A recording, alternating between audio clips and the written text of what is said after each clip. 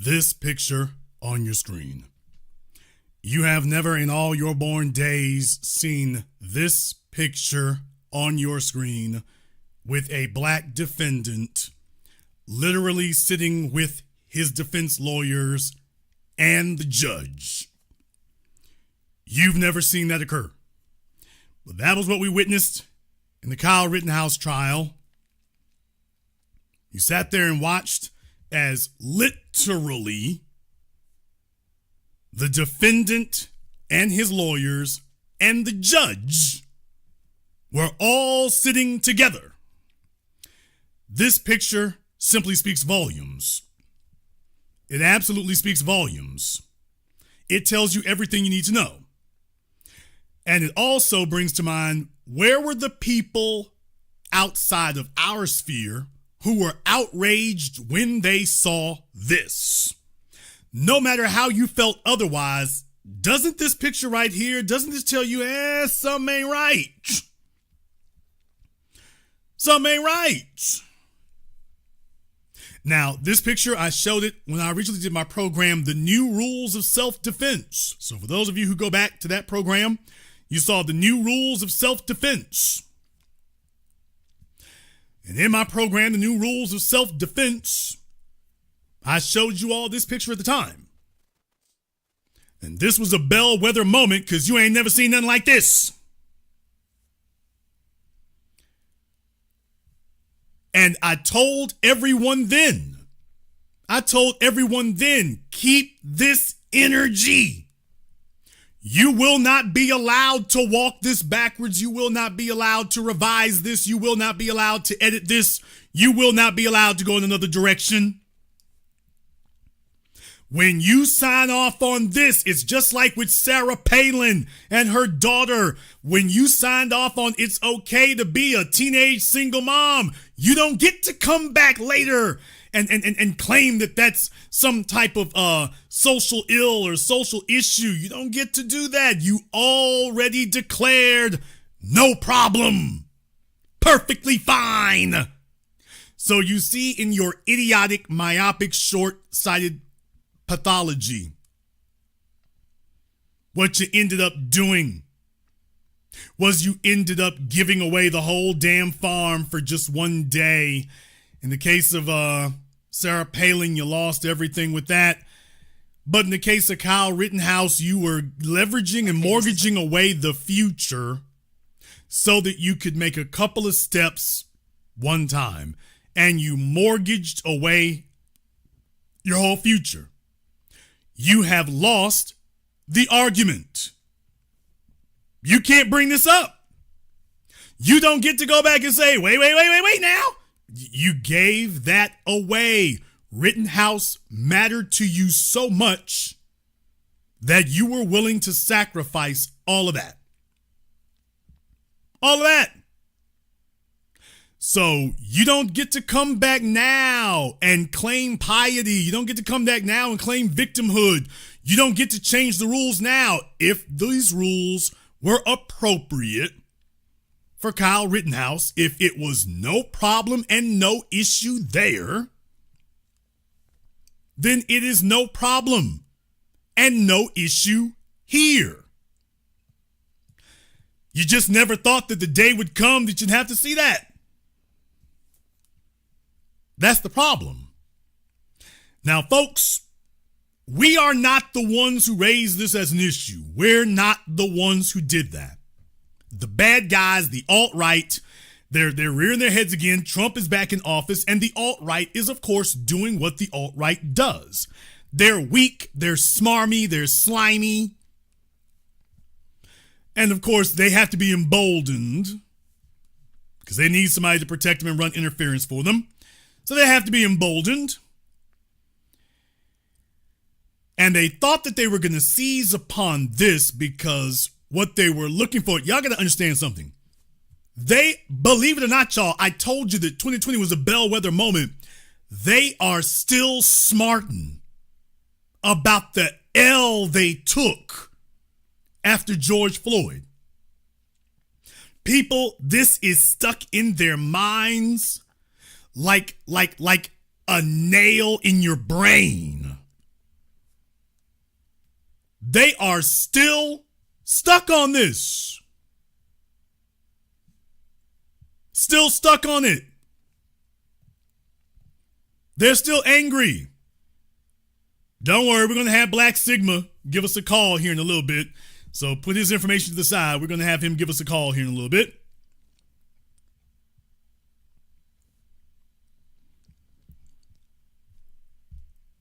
Folks, they are still angry about 2020. They are still mad about the L they took in 2020 because they got called out. Please understand what happened. Trump lost the White House. They got called out after all those years of claiming that if things ever went down in their neck of the woods, that it would be on. They would put the Negro in his place. And then it went down from coast to coast, city to city, and these bastards were hiding and cowering and couldn't say a word. And they are seething. They are still seething, enraged about that to this day. They feel that they lost the cultural and political argument they lost control. They feel like they completely lost control. You're not supposed to sit up here and punk them out in front of the damn world. You're not supposed to go into their cities and punk them out right where they sitting at, where they had no excuse. Where your Proud Boys? Where your Oath Keepers? Where your alt-right dudes? Where were the dudes who were out there acting up in Charlottesville? Where you at? Everybody came for the smoke. Nationwide, you can get it. And at that moment, it was broadcast around the world, and everyone was saying, where's the alt-right? Where is the alt-right? Where are the right-wingers? Where are you to get out there in the streets with all that talk you do? It's time to prove it. And nothing happened except justice took to the streets nationwide. The Democrats were not in charge. The Republicans could not hold it back. The old dead black media was run up off the block. Justice, in the words of Dave Chappelle, the streets is talking. And I am proud to say, I am proud to remind you all, with the help of other people here, by the way, but most importantly, when we talked about that, I'm like, this is the moment I've been waiting on. Maybe I'm not a lawyer, but I got bail money. And deal with it. Maybe I'm not a lawyer, but I got bail money. And I'm not waiting on the celebrity class, the political class, the athlete class. If you out there and you've been arrested, I don't give a damn what it is. Get at me. Let me know where you at. And if I confirm that you were arrested as a result of protesting, I'm coming to get you out. And you all know I had folk on. I didn't bring receipts. I brought invoices. You damn Skippy, I'm about that life. That was the part that really burned their asses because we shut down the court system. We completely shut it down in city after city after city. They couldn't move if they wanted to. They reached a critical mass, and I told you all, remember, prosecuting attorneys are depending on 98%, 95% of the cases to just plead out. I said, if you can break that, you don't have to get to 50%. You don't have to get to 20%. If you can get that number up to just 10%, that will be enough to bring this thing grinding to a halt and bring them to their knees. And that is exactly what occurred. Now, the white supremacists should respect that. They should respect that. After all, they brag about David Miscavige. Oh, yeah. Damn. Oh, 720 degrees of the analysis you receive absolutely nowhere else.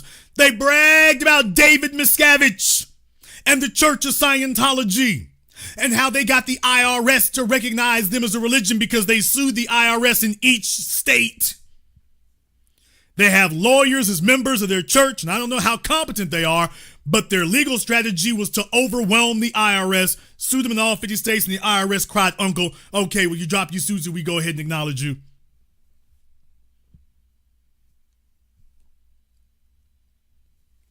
They bragged about David Miscavige and friends bringing the system to a halt. Wow, that was a applause line.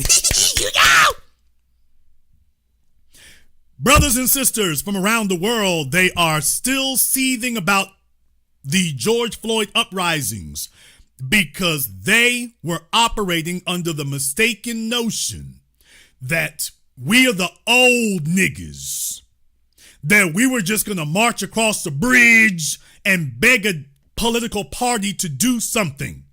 They saw as the whole world fell in line. Nobody's falling in line for them like that.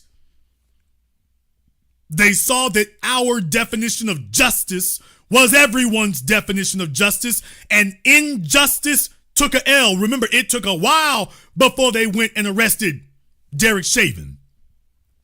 It took a while to do that. See, they were emboldened after Zimmerman. They were emboldened after Zimmerman. See, this is the result of a decade-long crusade. Yes, I'm using the word crusade on our part. Bring your crosses, bring your staffs, bring your banners.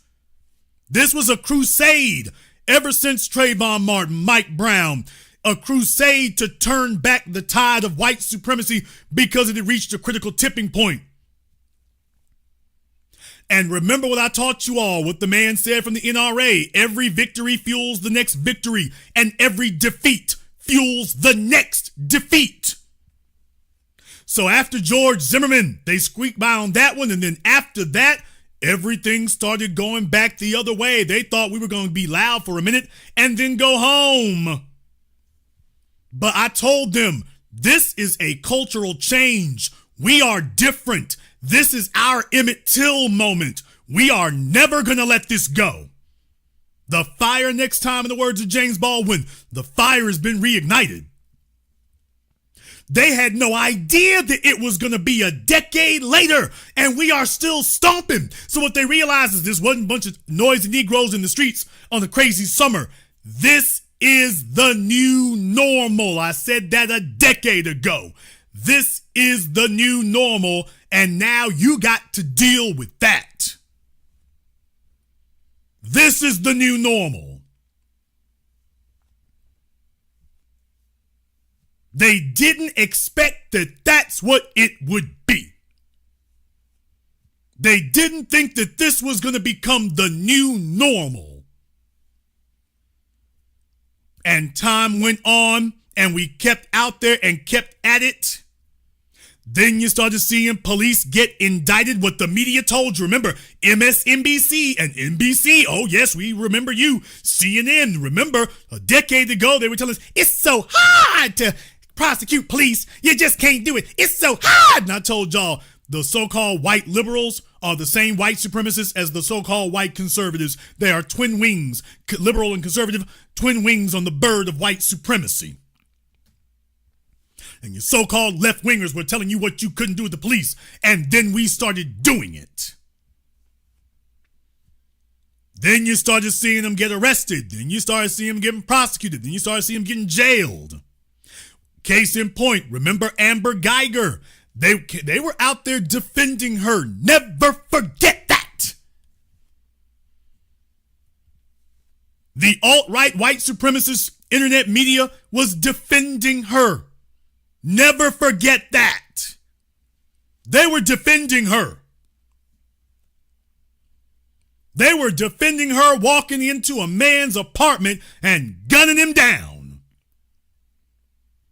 Then we showed her kinfolk with their shoelaces. And they were defending that because they understood. They understood what it was. So we got organized and we got mobilized. We brought that issue to the forefront. And once again, frontline. I went there to Dallas. I bought billboards. Radio stations were like, who the hell is this? Who the hell is this?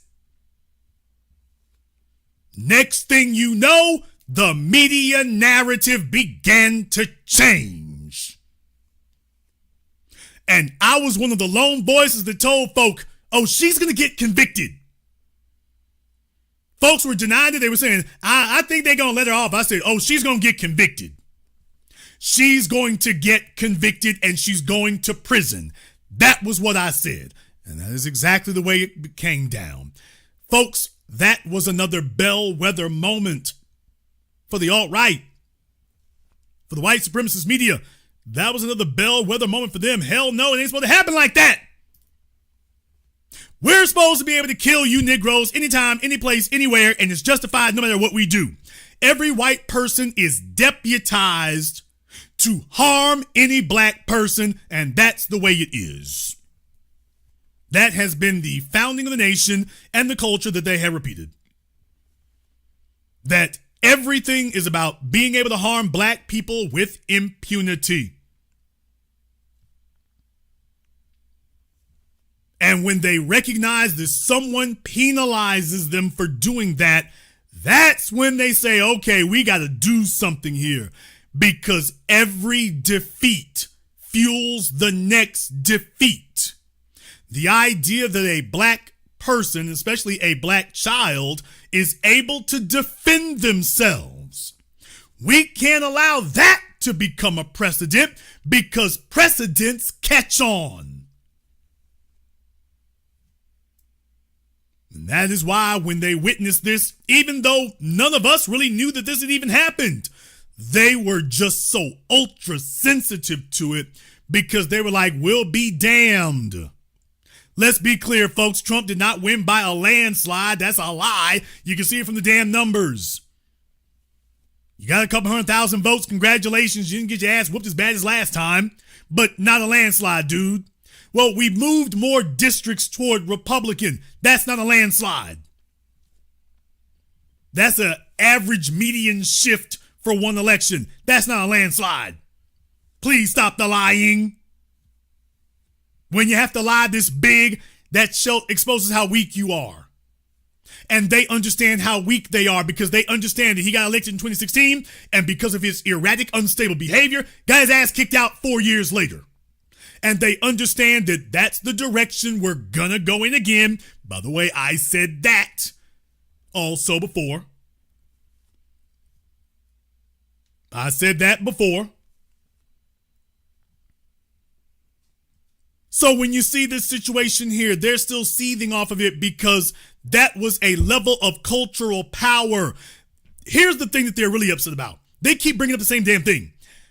You didn't arrest any of the George Floyd protesters, you Black Lives Matter. There were no Black Lives Matter, but we all know this code for Negroes. You didn't arrest them. I'm bailing folk out. People got arrested all over the place.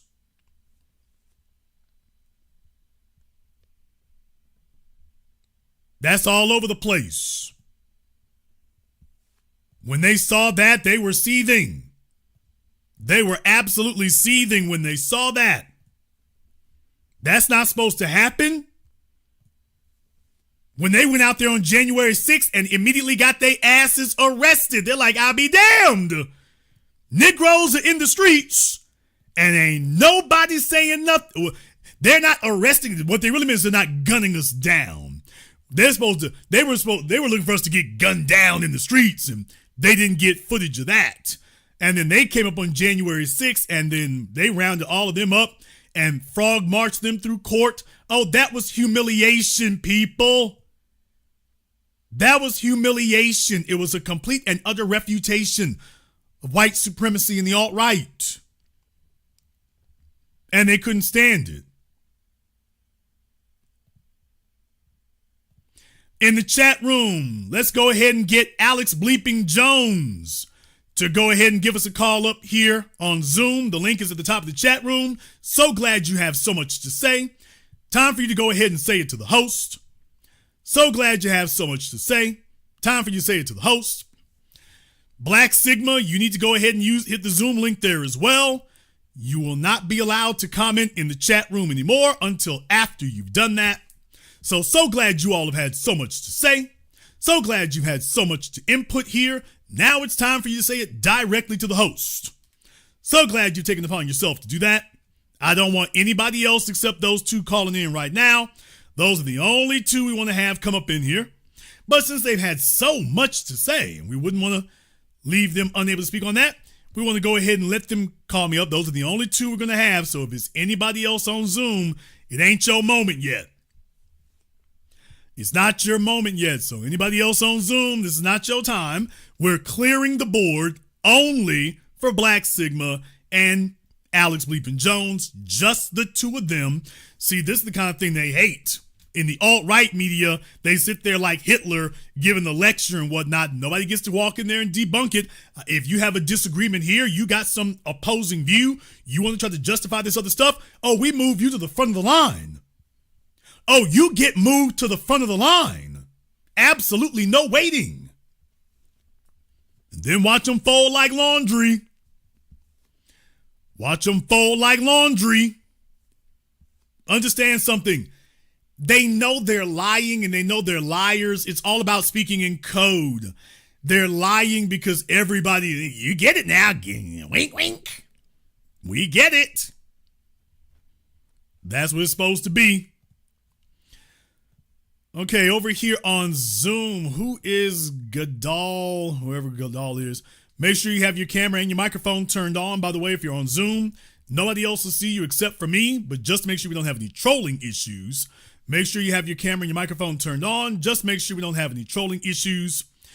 Here, Gadal, whoever you are, you do not have your camera on. I'll give you 5 seconds to go ahead and take care of that. We can't wait around for you all night. Make sure you have everything on there. Just so we make sure we don't have any trolling issues. I can give you 3 more seconds to take care of that. Okay. Had another one here fold up on us here, so I've had folks jumping in and jumping out. It's like, fellas, this is why you lost so badly before and why you keep taking L's. Cowardice is your culture. Stand up for a damn change, and for once in your G-string wearing lives, sit up here and act like you have some scintilla. Look it up. Look like you have some shred of integrity to you, but then again, I know it's kind of hard. There's a lot to scrounge together there. Come on, fellas. You can't keep jumping in and out like that. Take off your diaper, put on some big boy pants if you got any. Put on your mama's duster. I mean, you can do that there too, but it's time for some integrity here. I know manhood is new to you. I get it. We got Charles here on Zoom. Now, Charles, make sure you have your camera and your microphone turned on. I'll give you 3 more seconds for that. Nobody else is going to see you except for me. But just to make sure we don't have any trolling issues, make sure you have your camera and microphone turned on for me, Charles. Okay, Charles is leaving the building. Now, it looks like we got Alex Bleepin Jones here on Zoom. So, Alex, make sure you have everything turned on. Nobody else will see you except for me. This is just to make sure we don't have any trolling issues. But just to make sure there's no trolling going on, make sure you have your camera and your microphone turned on. Nobody else will see you except for me. The internet will not see you, just Jason. Now, turn the light on in there, sir. Turn the light on for me, Mr. Jones. Don't be scared now. Nobody else will see you except for me. I'm not scared, Mr. There you go. All right, Mr. Jones. Now, why do you look like, damn me, what's his name? Blackjack Mulligan. I don't know, man. You got the hat on and everything, y'all. He looks like Yes, Blackjack sir. Mulligan. How All you right, doing, Mr. man? Jones. So this is your time to shine, sir. Please pontificate. Yes, sir. I didn't really have a lot to say. I'm just following the case. I'm listening to both sides of the argument. The only thing that really bothers me, I'll be honest with you, if you go on like Ginseng Go where people have been donating money, there's a lot of comments that kind of almost like celebrate the killing of this white kid. And that bothers me, man. And that's really it. That's really the only thing, that I had to put in there. To be Well, honest with you said more than that, though, sir. Now, let's not run from our words now. You said more than Well, that. Maybe you can remind me of what. Oh, I said. Lord. Now, y'all know how this goes, y'all. Ooh, I don't remember what you said there. He said a whole lot. Okay, No, well, I'm not- how about when you said, well, I think they was really just contributing because he black? Yeah, I kind of do feel that Oh, way. okay. Well, okay. There's an extra one. All right, there we go. I gotta see my words. You kind of do. All right. It's not a good sign Well, I when mean, y'all run from it. that's fine. I mean, I wasn't making a value judgment on it. But that is a value judgment, sir. That by definition was a value judgment, a racial value judgment. You literally made a racial value judgment saying, I wasn't making a value judgment. That's literally what you did. Well, I don't really know what to say about that, man, to be honest with you. Let's find out something different here, Alex. Why does race matter at all, sir? It really shouldn't, to be honest with you. Then why did the white media and the alt-right folk online, they brought this as a case to the national spotlight? Why? Why did they bring up the racial aspect? That they went crazy about this? Why?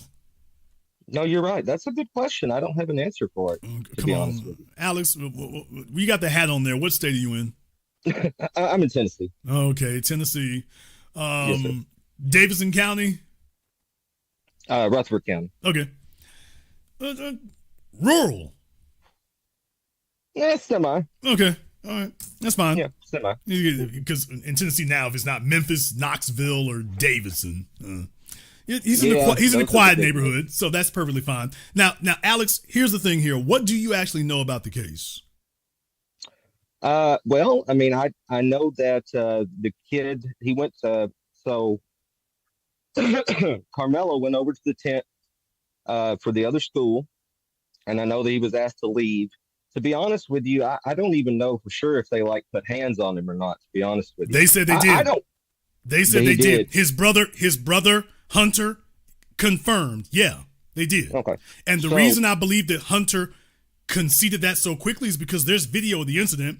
Now, I haven't seen it yet, but the police have confirmed. Right. Oh, yeah, there was video of it. So I think that Hunter did that because he knows if there's video of it, it'll only confirm what Karmelo said.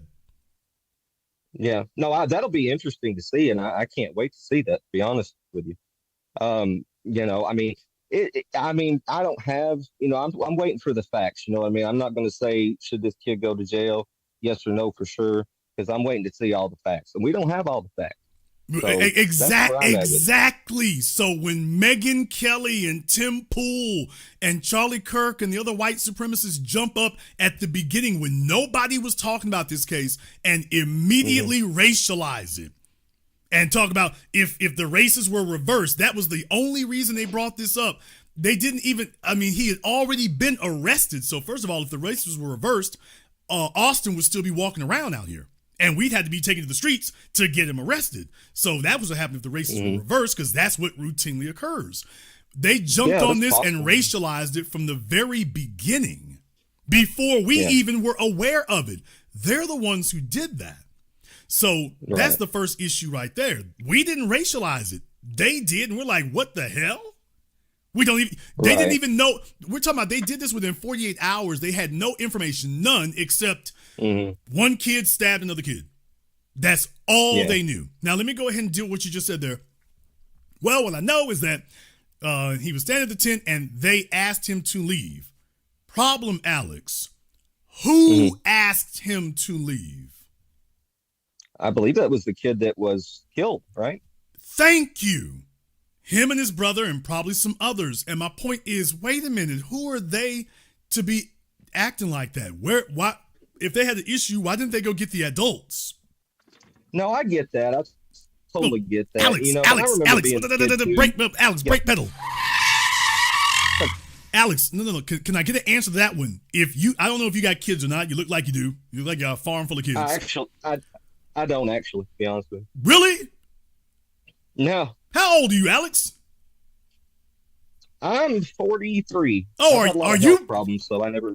Okay, because you look like Better Bachelor. Are you boycotting white women? Is that what's going on? No, I am married. I just don't have any children. Oh, okay. I thought he was boycotting white women. I was like, don't do it, Alex. They need y'all. It's going to hell out here. Red pill and everything. It's going to hell, Alex. They need you. They're gonna get right. They're gonna get right at some point. Okay. I do have a white woman. I have a liberal white woman, actually. A liberal white woman. Yes, sir. Boy, I bet you are scared to death of divorce court. I know you are sleeping in mortal fear. Right. Oh, boy. Now, here's what happened with the situation there.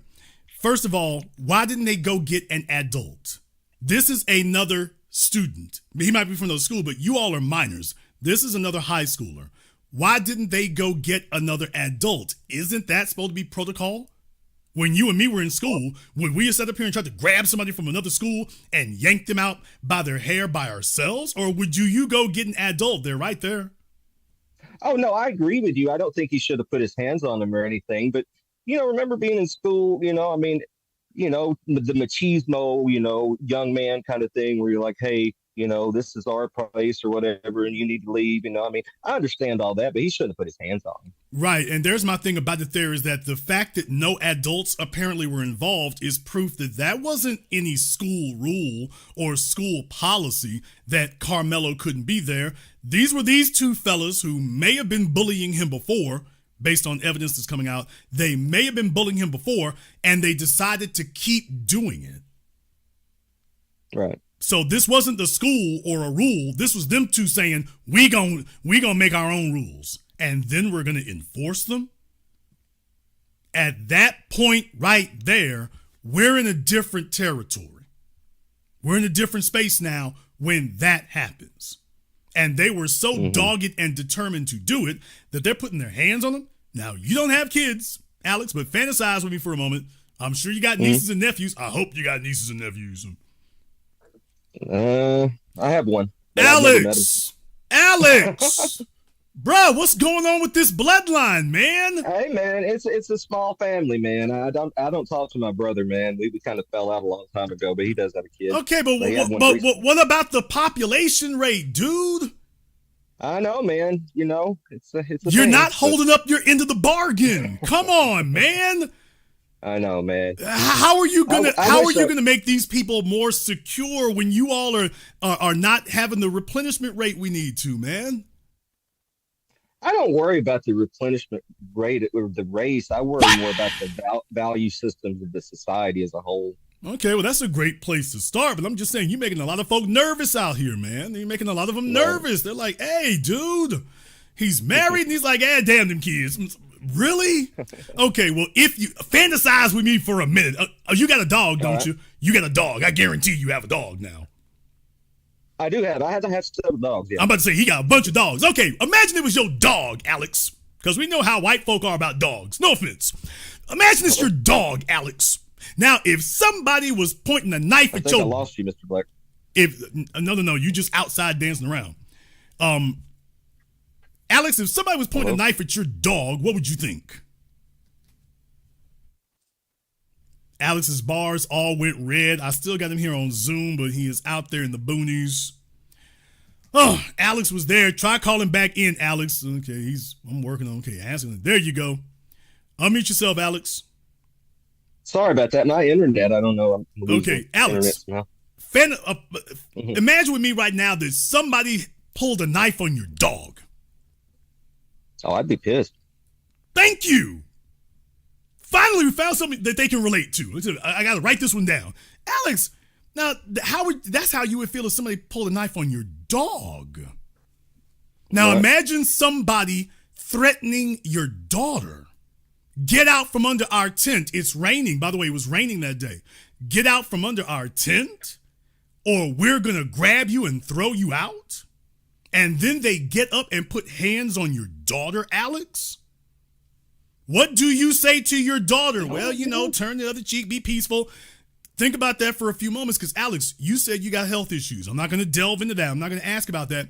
I'm just going to assume it's obviously enough you don't want to be chasing children around. Cool. Although you're smoking cigarettes, so that's not so great for the health issue either, Alex. But I'm not going to lecture you on this, but you're smoking cigarettes, so clearly he's not taking the health issue all that seriously. But what I'm saying is that, okay, dude, that's your daughter. Would you tell her, okay, let some folks hit on you or smack on you? Because you don't know what this person's condition is. So this idea that it's okay for somebody to get up and go smack your daughter or to throw her around, that, dude, come on. Old people die every day. No, I agree with you. Old people die every day from breaking their hip. Yeah. They die every day from bone fractures. So how do we give room for, anything beyond that? At that point, when they put their hands on him, It's like, oh, wait a minute, stop. You've already had enough warning on that. So that was what occurred. Now, for folks to try to Monday morning quarterback and say use of force or how much is appropriate, he used enough to stop the threat, and then he stopped. He didn't sit there jugging him like Jeffrey Dahmer. He stopped him, and then he ran. He was just trying to put distance between them. That is what circumstantially it appears.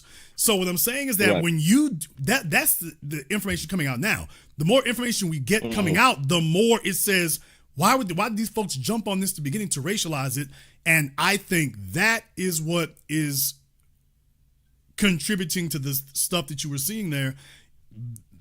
If you have an issue with folks squadding up, it's like, wait a minute, we're talking about this because people were squadding up racially on a 17-year-old without all of the information. And now that they've got more information, they still standing firm. So it's like, okay, well, Alex, if they get a hold of your daughter, it's just we can do her how we want to do her. I don't sign off on that. No, absolutely not. I'm sorry, Mr. Black. I got to get charge my phone in the truck if you can't see me. I hope that's okay. No, you're fine, Alex. I already seen you. I've seen up there. He looks like Better Bachelor with a cowboy hat on. And of course he has a pickup truck. Of course he does. Absolutely. General Motors. Ford. Of course. Why am I slurring Tennessee? Why am I doing that? Why did I just slur Tennessee like that? I should have said Ford or Dodge. So my apologies to rural Tennessee for besmirching your honor. So Alex, all good. With this issue, now that you got more information here, does that impact your view on why it is you've seen the support for him the way that it has been? Yeah, it does. I mean, I get that. I just hate seeing comments where it's almost like celebrating that this kid got killed. And there's definitely people out there doing that, man. And I just hate that, Well, I mean, here's the thing about that. I mean, you're on the internet. So first of all, if we want to talk about hateful comments, what's happened to Karmelo's family, his younger sister, I'll show you some hateful comments. I'll show you some illegal stuff. However, I'm sure. Even in the case, but I want to address what you just said. I don't want to deflect. I want to address what you just said. So even in the case of that, on the internet, obviously trolling's not cool. Nobody's thrilled about trolling. And as far as folk making offhanded comments, you know how it is on the internet. Folks say stuff to get attention. They say things just to be seen. And that's not cool. That's not great. Here's the issue. Those people don't have any power. Right. Their power is limited. They can throw some dollars. They can make some offhand comments. But that's the extent of their power and their ability. They don't have anything beyond that. I think it just, reflects the state of society. And that's what's kind of disappointing about it. Well, what do you suggest we do about it? I don't know, Mr. Black. I don't know. I wish there wasn't all this racial animus. Well, it would help if Alex showed up on some of them other folks' pages and say, by the way, why are y'all racializing that? Charlie Kirk and the Quartering and Meg. I was about to say Meg the Stallion. That would be slurring her. Megan Kelly and all the others there, because that's a problem with that. Let me ask you something, Alex. Have you ever dated a black woman? I have. I know you have. Mm-hmm. And that's why he's sympathetic, y'all. I know he has. Yes, sir. So that right there, Alex, you've done everything wrong, dude. It's just, you're going to get kicked out of the club. Alex is going to get kicked out of the white club, y'all. Alex is not going to make it. Alex is not going to make it. We're going to have to save a seat for him because Alex is not going to make it. He's not replenishing the birth rate. He's dating black women. He's not really hardcore pulling the alt-right line. So, Alex, you might want to stay cool with us, dude, because, you're going to need some protection. At some point, you're going to need some protection. I feel like it. Thank you very much for giving us a call tonight. We appreciate that. Yeah. I just want to say, hey, man, I always enjoy your show. I think you're a really fair person for the most part. That's why I enjoy your show, man. How long you been listening, Alex? Yeah, I've been listening probably about 6, 9 months, especially, during the election time. And I really liked a lot of your takes on the election and what was going on there. So, Okay. Well, I like to think that it's because I'm even-handed about it. I don't subscribe to any political party. I don't really subscribe to any right. conventional ideology to it.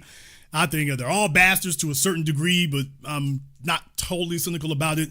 However, I also think that it is critical that if you say something, especially if it is something that's provocative or whatever, you should be willing, and I wish people were required, to actually stand on it and explain themselves and be questioned about it.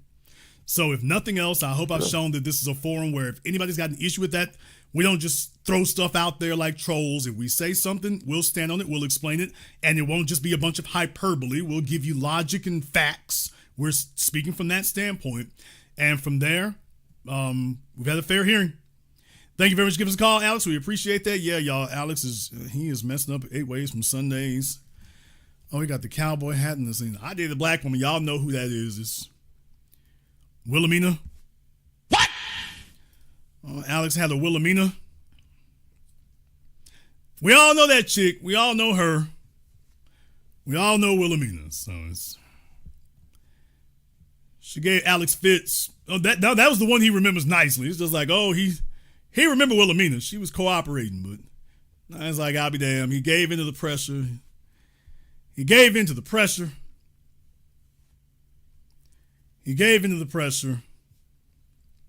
Okay, I said he needs protection, not a cookout. I didn't say he needs a cookout. I got a feeling, I suspect he's gonna need some protection here in a minute. You better not get caught at Whole Foods, Alex. You better not get caught at Whole Foods by a couple of Charlie Kirk looking people, because they might press you. They might end up pressing you. All right, where's Black Sigma at? We hadn't seen him. We're not going to wait for you forever here. Okay, let's go ahead and jump here a little bit forward here. Rolling the bowling ball, Martin finally decided he wanted to address this thing right here. Better late than never, better never than late. Want to show you just a few clips from this, what he had to say here, because it does dovetail off of some of the other stuff we saw. The perfect student, the golden child, if you will. Karmelo Anthony is not a thug. Karmelo Anthony is a high grade point average student as well. And so Anthony was being treated as a savage, and Metcalf was being treated as the golden, the perfect student, the golden child, if you will. Okay, so if we were going to reverse racial roles, wouldn't the white alt-right media be treating Austin the way that they treated George Floyd? Wouldn't they be making derisive comments? Saint Austin, wouldn't they be doing that? Also, by the way, we got to get into criminal records. We got criminal records in you and your dad. Wouldn't they be doing that? We don't see it. It's not there. Okay, just saying. Yes. One of the things, Roland, Now, this is one of the activists there he was talking to, and dude had a lot to say. Some of it might have been useful, but dude had a lot to say. I want to back up here a little bit. Till up to 2 days ago after here's a tweet right here. This person said, I did a Twitter search for Karmelo Anthony till up to 2 days ago after the incident. I could only find one post from a black account defending him, but there are countless posts from whites making it a race issue. Whites racialize everything, then cry when black people take sides. And then this is a scroll of tweets. That says it all. Now, I want to go a little bit further here because they did play from the press conference there where Karmelo's mother spoke. I want to play some of that for you. And I didn't do anything to deserve to be threatened, harassed, and lied about. The lies and false accusations that have been said about us, especially over the past week, has been overwhelming. The lies and their amplification put my family in danger, as well as everyone in our community, everyone involved in the investigation, from the police, the attorneys, and the court staff. Our address and my husband's previous employer's address has been put on all social media platforms. My husband had to take a leave of absence because he's afraid what may happen to our family. His mental health is deteriorating day by day. We have endured death threats. Now, I want you to remember this part here about they've endured death threats. I want you to remember that because we're going to review this. My 13-year-old daughter is afraid to sleep in her own bedroom because she's fearful of what might happen to her. And let me be clear, the claims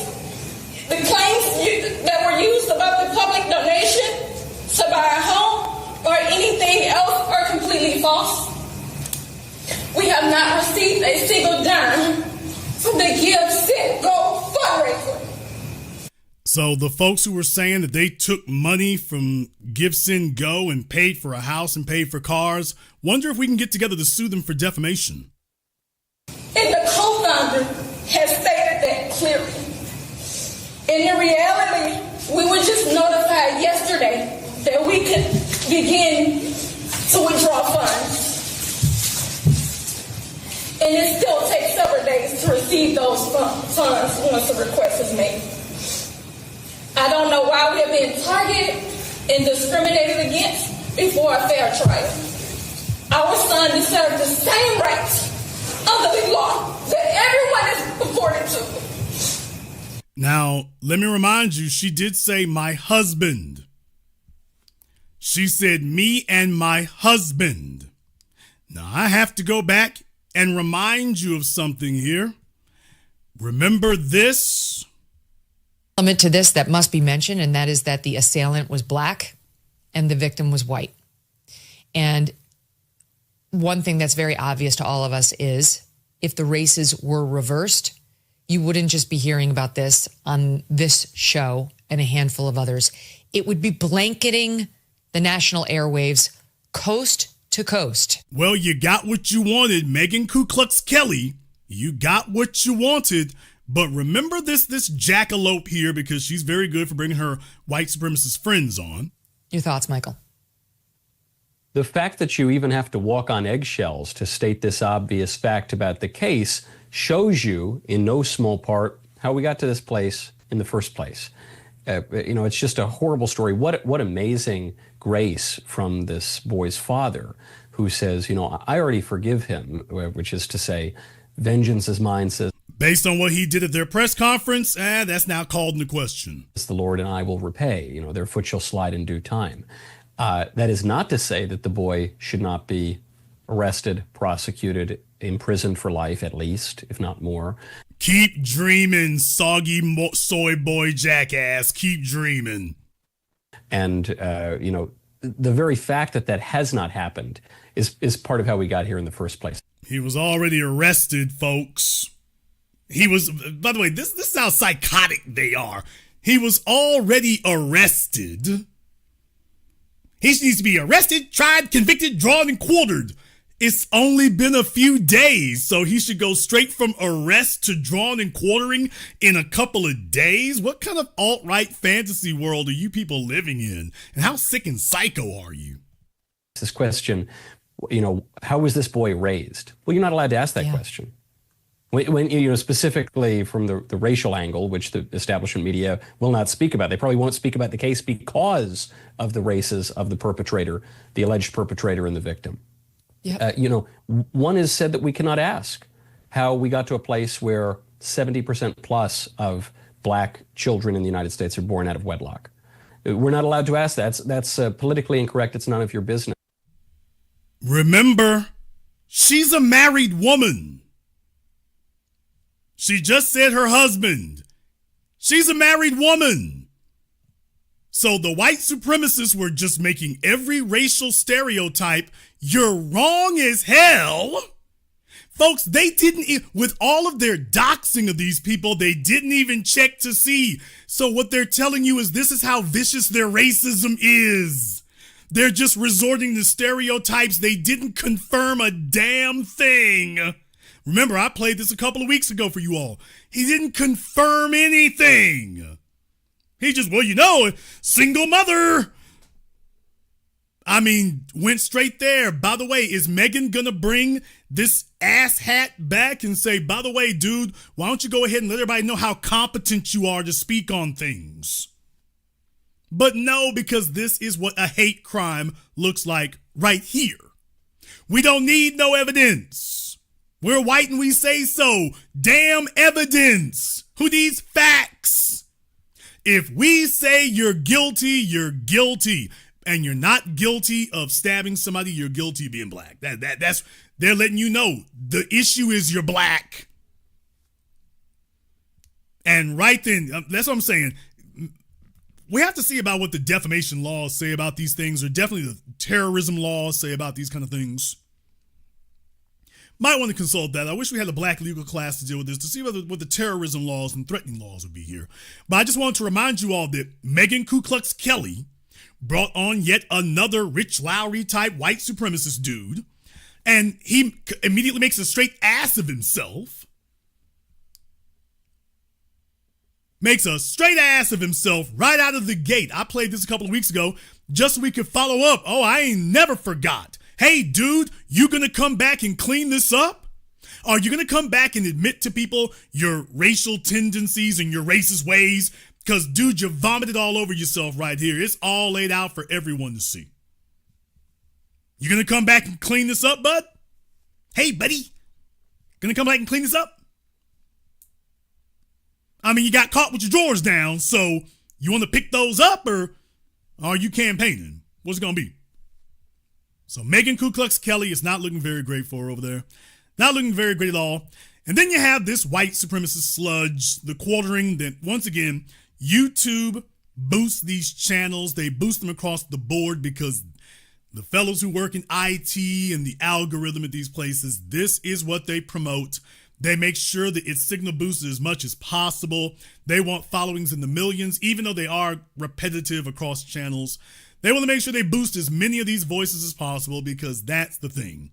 Well, you know, I mean, I'm just saying, some of these folks here, boy, they really were treading closely on defamation here. Karmelo Anthony buys $800,000 mansion using fundraised cash. Buys. And even in the report he gives, why are you telling people they bought a house using the fundraised cash? Where's your proof that they got any of it? So remember, when you're dealing with white supremacists, they take L's, they lose on a regular basis. So they'll just say anything. They want to try to frame the issue, even if it's a total lie, and it usually is. They'll say anything. Anything. And hope it sticks before you come back, and then they hope they don't get sued. This is the way they are. Plus that they've raised, apparently for their kids' legal defense, they're going to make sure they get a new house and pay for security because people have been saying mean words to them. Now, I don't know. People have been saying mean words, so folk have been threatening them and threatening their lives, and you see how he's sitting up here lying, and they said mean things. Understand something. The scumbags out there who are in Charlottesville, at least they had the guts to be on the street. Clowns like this, these are the guys who egg on the Dylan Roofs, who egg on the James Alex Fields. They egg on other people. They sit back there and egg other folk on and say crazy stuff, hoping they don't get sued. They say crazy things there, hoping it doesn't come back on them. Their goal is to egg on other people. Of course, you're a scumbag liar. You have to be. And that shows how weak your situation, your argument is. But remember, these are the folks that YouTube signal boosts and piles on subscribers and blasts out to everybody and highly promotes and puts at the top of the feed. They do this all the time. This is just one among many. It's really no fluke that you got Candace Owens and the Daily Wire and the rest of them. Yeah, because YouTube's made sure they're there. Given that Karmelo has been set free, it seems like they have all the protection they would ever need, but we'll get into that. Set free. He's got an ankle monitor. He has not been set free. There has not been a trial. Nobody has said that they're dropping charges. He has not been set free. He has been released to home confinement. He has not been set free. So once again, they're just saying crazy stuff. This is literally not what happened. House arrest is not, where the hell do you call house arrest being set free? Oh, I'm sorry. I guess the same place that you should be tried, convicted, and sentenced to life within 3 calendar days. White supremacy is a sickness. Also, it would appear that they didn't even pay their kids bail. According to a new report, the bail was paid in its entirety by someone else. You sound mad. First of all, we don't know if that's true, but you sound mad. Okay, so for Daniel Penny, Kyle Rittenhouse, George Zimmerman, Darren Wilson, you name it. So they're never concerned about who paid for that. So they mad. It's like all of y'all got together. We big mad. And folks, let me tell you, this very sketchy looking clown here, he goes off the rails completely. Goes completely off the rails here in a moment. Because he just can't believe that folks are organized. He just can't believe that we're really that organized. In a few moments, he's going to go completely off the rails. And, oh, yeah, and back to George Floyd. Isn't that an odd thing? I mean, what about the $450,000 that was raised? I thought you needed that for his bail fund. Okay, and that's literally not what it says. It says for defense. So he's mad because he's like, wait a minute, I'm a racist. And we put you all in an economically oppressed position. You're not supposed to be able to afford that. You're supposed to be just sitting in jail. And who are these other people who have enough money to pay for it? So you didn't even pay it yourself. So there are enough of you who are not oppressed that you're able to bail him out. There's not just one of you. Y'all, he went crazy. There's not just one of you. There's a bunch of you. Oh, he's like, damn, the system has broken down. No wonder they are in chaos and in a panic. When you realize, he's like, the system broke down. They're supposed to be a permanent underclass. The system has broken down completely. His family didn't even have to pony up the money. Somebody else did. The system broke down. He's like, I know y'all supposed to be oppressed. You're not. Oh, hell. He's just wondering how much bigger it can get. You're going to find out. Make no mistake about it. This is only the beginning of the money that is going to flow into this family. You damn right. As they are now trying to pretend that this is the quote-unquote exact same thing as Kyle Rittenhouse. Folks, message received. The alt-right media is like, damn, they thought they were going to control the narrative, and just that quickly, we took control of it and linked it straight to Kyle Rittenhouse, and he's like, I'll be damned! Because he's like, we can't argue through that! And it's like, oh man, he doesn't want to have to argue through that. I told you this was going to come back to bite you on your big flat pasty ass. I told you it was coming. And he looked up one day and there it is. No offense to all the tanned white folk out there. What?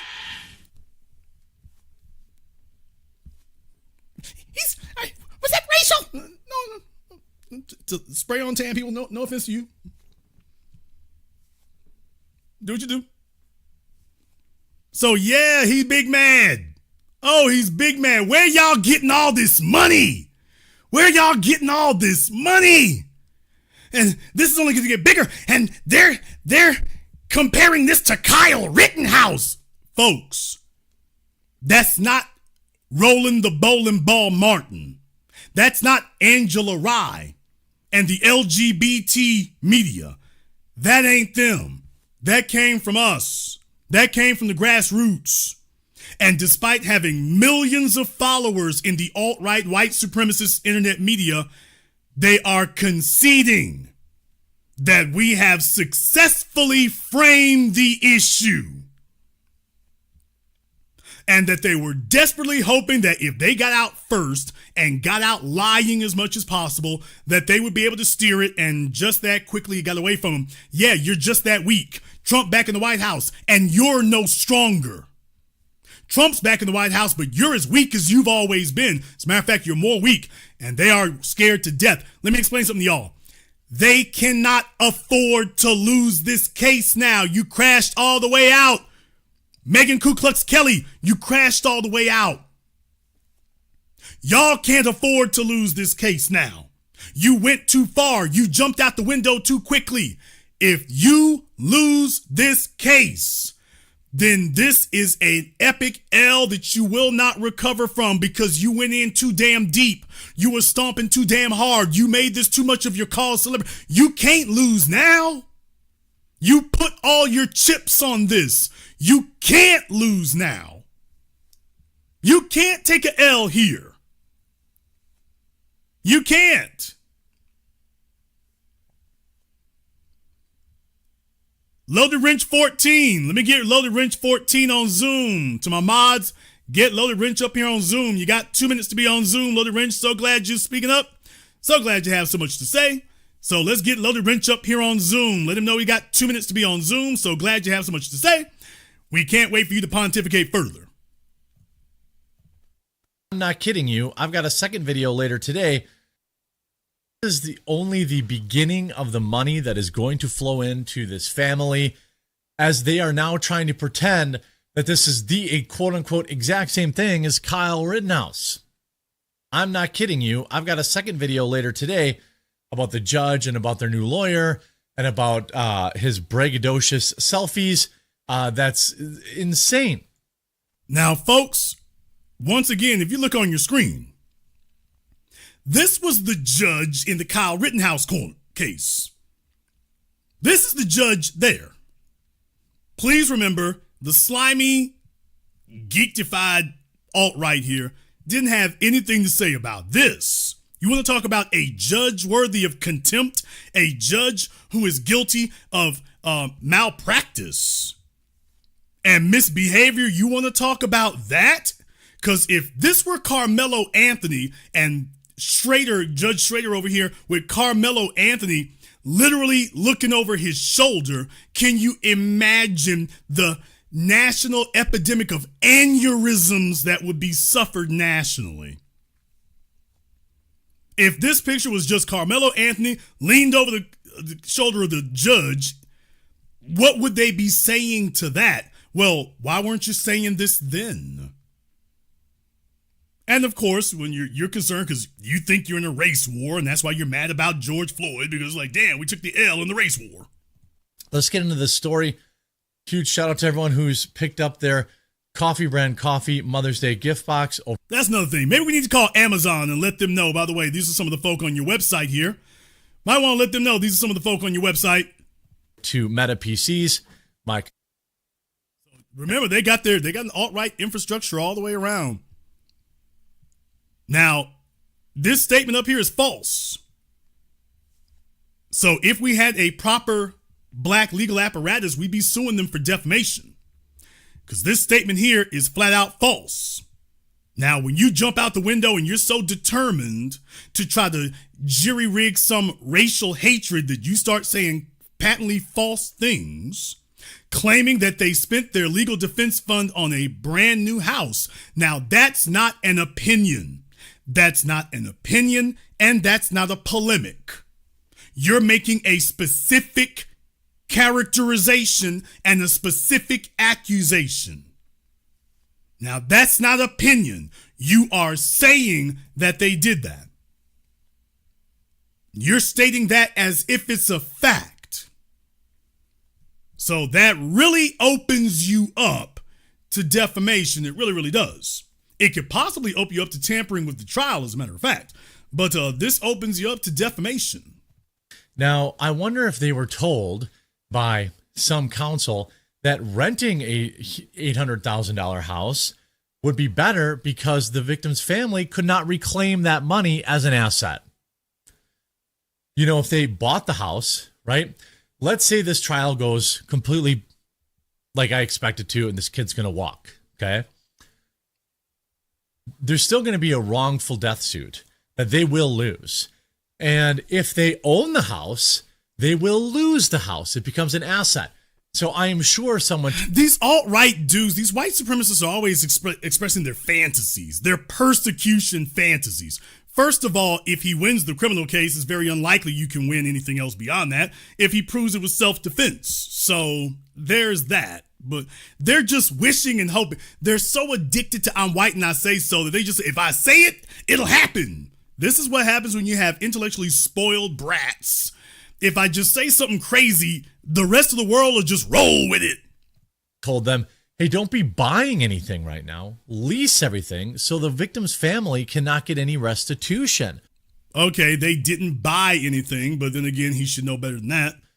On top of that, this via Sarah Fields, Dominique Alexander, a felon who runs a fraudulent organization and currently represents Karmelo Anthony as his, quote, family advocate, has stated that a man named Corey Toney, the owner of No Limit Bail Bonds. Okay, a felon who runs a fraudulent organization. Didn't Trump get convicted and as a felon and was convicted also for was found guilty or liable for fraud? Never mind, alt-right. Has provided the entire bond amount for the 17-year-old on trial. After conducting a quick search, shout out to No Limit Bail Bonds. Corey Toney's background, he has his own past of resisting arrest. Seen below. Is that the best you got? Folks, is this the best they got? The person who bailed him out, he has a past of resisting arrest. Folks, I mean, these are grown males who want to run around talking about soy boys. And I mean, this is soggy oat milk up here. This is the best you got. Do some laundry. Take a bath. Get a shave. And take Sarah over there with you. When you get in the shower, you take her with you. This is the best you can do. And you're not defending your case either. Character assassination, does that work? No, that one doesn't work either. That's all we got. Okay. You're making this worse for yourselves here. You really, really are. You're making this worse for yourself. Corey, who claims to be a pastor, has also shared misinformation regarding this case on his own social media platform. What's interesting about this is, so right now they have $500,000 in cash. Okay. Why are you pocket watching? They didn't do this for Rittenhouse, Darren Wilson, or anybody else. If you weren't pocket watching for them, why are you doing it over here? They weren't pocket watching George Zimmerman, who killed and murdered a 17-year-old. A grown man who jumped in his car with a gun and gunned down a 17-year-old. These white supremacists are the scum of the scum. If you're so worried about that, why were you not worried about this stuff before? Why has this never bothered you before? They moved into an $800,000 home, allegedly. You mad? For their safety. Although there is some question about that. We're going to get to what his own father said they're going to do with this money. Because some people say this kid already lived in a gated community. Oh, you sound big mad about this. Some folks say they already live in a gated community. So what he's realizing is, damn, we wanted to sit up here and we just assumed that because you live in a system of white supremacy, that you are financially destitute and struggling. They just assumed that. They didn't know they lived in the nice part of Frisco, Texas. So they just assumed that, oh, you're the typical Negro that we have maneuvered into poverty and oppressed, and you're financially destitute and helpless. They just assumed it. And now they're realizing, yeah, white supremacists are not smart. They've never been smart. They are bestial, they're animalistic, they are gutter trash, they've never been smart. And this is yet another example that they're just as dumb as we've always said they were. So the question is, if this kid already lived in a gated community, where exactly are they going to move that's more secure than that? Here's Dominique None of your business. Alexander saying, before this day ends, I need to take a moment to say thank you. After the bond hearing and the reduction granted by Judge. We're going to skip forward a little bit here, but as you can see, he big mad. Here's the truth about Karmelo. This is what he shared. It's normal for students from different schools to gather under another school's tent. That's probably the least contentious thing that he shared. The fact that he wasn't looking for trouble, that, again, it can't be known, but we certainly know after he was asked to leave that he did want trouble. The claim that one of the twins had never seen Karmelo before is a blatant lie. Well, you can't prove that. No, Actually, you can prove it. So, folks, these are the kind of folks who are out here online saying crazy stuff. Of course you can prove it. Of course you can. He just says, no, you can't prove that. Why, how do you figure that? We got proof. I'm white and I say so. Then when you show the proof, well, back to statistics here. People, they're not used to actually having to live in reality. They're used to living in the system of white supremacy, not reality. Reality is offensive. They're not used to actually saying crazy. Like, they're used to being like Trump. Trump says crazy stuff. It's factually wrong. Oh, well, he just moves on. They're not used to actually having to abide by a fact. It's making their brains melt down. No student has the right to remove another student from a school-owned tent. Okay. Karmelo's a track athlete. The twins are not. He wasn't even. Now, did you hear him just gloss over point number 3? Which is the one that I said first and that we keep coming back to. Did you see how he just glossed over that? That's not a minor thing here, my white supremacist little doggy. That's not a minor thing. No student has the right to try to remove another student. You don't have that authority. You cannot remove another student from a school-owned tent. You don't have authority to do that. And he just says, okay, and then moves on to the next one. That one is everything. That's the crux of the issue. That's the fulcrum of it. They're putting their hands on another student in a school-owned tent. That's the issue right there.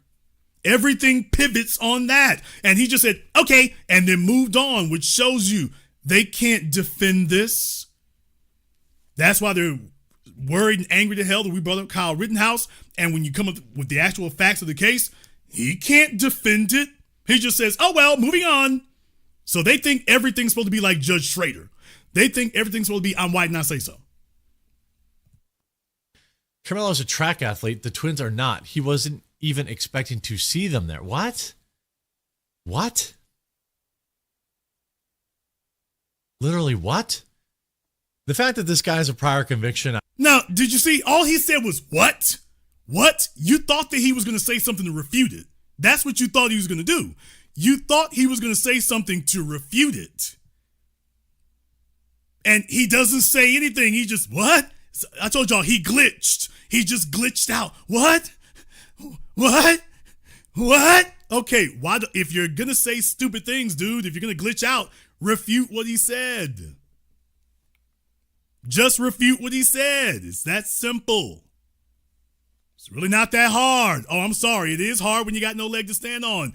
Stop doing stop glitching out like a frog and just refute it. Where's your proof that it's not true?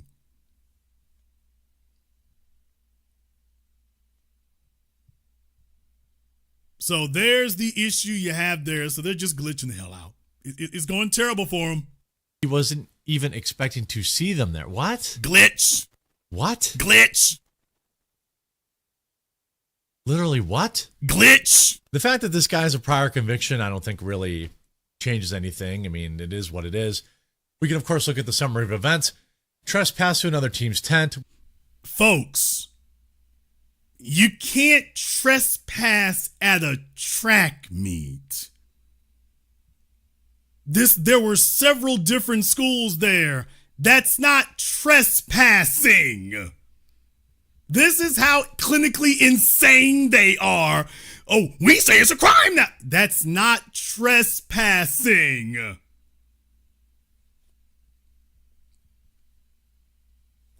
This is just like if you had a high school football game and you went to the other side of the field. That's not trespassing. These people are clinically deranged. No, they're not. They're just criminally dishonest. And if they were just deranged, that'd be bad enough. Criminally dishonest now, that makes them dangerous. That makes them a threat and a danger to other people. There's a reason why you see mass shootings by these white supremacists. Yeah, they're not just deranged, they're also criminally dishonest. And if the world will not reconfigure itself to accommodate their white supremacy, then they start killing folk. And their job here is to whip up enough people and rile up enough people that hopefully one of them will do something, because goobers like this are too cowardly to do anything themselves. Too cowardly now in shape, by the way. Was told to leave, stabbed the kid in response. Now take a look at that. Trespassed the other team's tent, was told to leave. Told to leave by whom?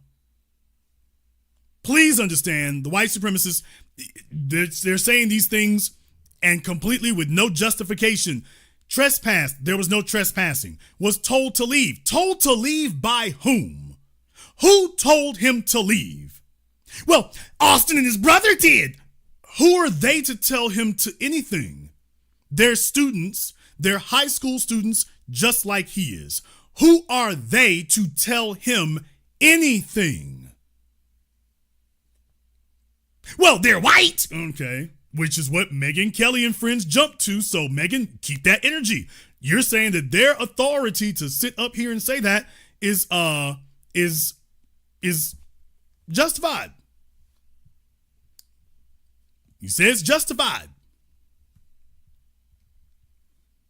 So far, folks, do you see? They're basically, I'm white and I say so. You're trespassing. No, I'm not. I'm white and I say so. You were told to leave. By whom? The other kids. I'm white and I say so. So there they go. There they go. Black people raise $500K in legal defense. Oh no, this money is not coming from the black community. I promise you that. Folks, he glitched out again. He spazzed out again. And once again, he's claiming that he has knowledge. He doesn't substantiate any of it. He claims he has knowledge and doesn't substantiate a thing. He just saying crap. And he just keeps rolling. So these channels are not based on facts. They're not based on truth. They're just based on we're white and we say so, and we'll make up any fiction because we all wink, wink. We all know why we're really here. There's one truth that we all admit. Hey, there's a Negro over there. So let's see if we can do something to him. Not coming from the black community. I promise you that. Trespassed to another team's tent, was told to leave, stabbed the kid in response. Black people raise $500K in legal defense. Oh no, this money is not coming from the black community. I promise you that. I promise you that. They're sharing it on X. They're saying Austin Metcalf deserved it. We've seen those videos. But this is not the black community pouring money into this. This is the same people that poured money into BLM, which... What? Folks, I mean, they're still seething about that. This is like the people talking about Russian bots. Please understand, he's not saying this is a statement of fact. He has no proof or evidence. He doesn't cite anything. He doesn't even attempt to prove that this was a factual statement or that he's got any reason. He has no leads. He's not about to say, and here's some proof we dug up. He's just saying, trust me, it wasn't black people. So just like Megyn Kelly and them, what they assumed was that these were poor black people. What he is telling you is, we thought you were poor black people. Because poor people can be most easily victimized and poor black people are the most victimized. So they just assumed you're poor and you're poor black folks, so we can do you however we want to do you. And now that they've seen that that's not really the case and there's just not enough. I told y'all about this a decade ago. White supremacy considers itself is very, very sensitive. It's not like us. It doesn't wait till they're 50% down. If they see 2 or 3% change in the status quo, they mobilize. They are super sensitive to any change in the status quo. So there's not enough of you Negroes. There's enough for you to put together $500,000 like this. Oh, no. No, the system is broken. System broken. And so he just starts saying garbage now. This is his white supremacist fantasy. No. It can't be. It can't be that you all did that. And what I'm saying is, how do you win a war when you will not even be honest with yourself about the circumstances under which you're fighting it? Even if I were on this scumbag, refuse, trash heaps side, dude, how do you win a war against somebody if you won't even be honest about your opponent's capability? You're sitting here in denial as if because you're white and scruffy looking that you being in denial will run something. Hey, fella, how you going to win a war when you only be honest about the opposition? You won't even be honest about the opposition's capability. The reason why they raise this much money is because we have been honest about our opposition's capability. And he won't even be honest about it here. And he thinks he's going to win? You have a commander who is smoking dope and is doing meth and is living in a fantasy world and talking to his hallucinations when they ain't got no money. You know that's George Soros, right? You know that's the Saudis, right? You know it's Venezuela, right? They're sharing it on X. They're saying Austin Metcalf deserved it. We've seen those videos. But this is not the black community pouring money into this. This is the same people that poured money into BLM, which is self-hating white liberals. That's the reality. Okay, so let's stop pretending that the black community is putting all this money in here. Folks, when I told you he was going to spaz out and glitch out, I told you that was going to happen. He's just like, man, damn reality. Damn it. To hell with reality.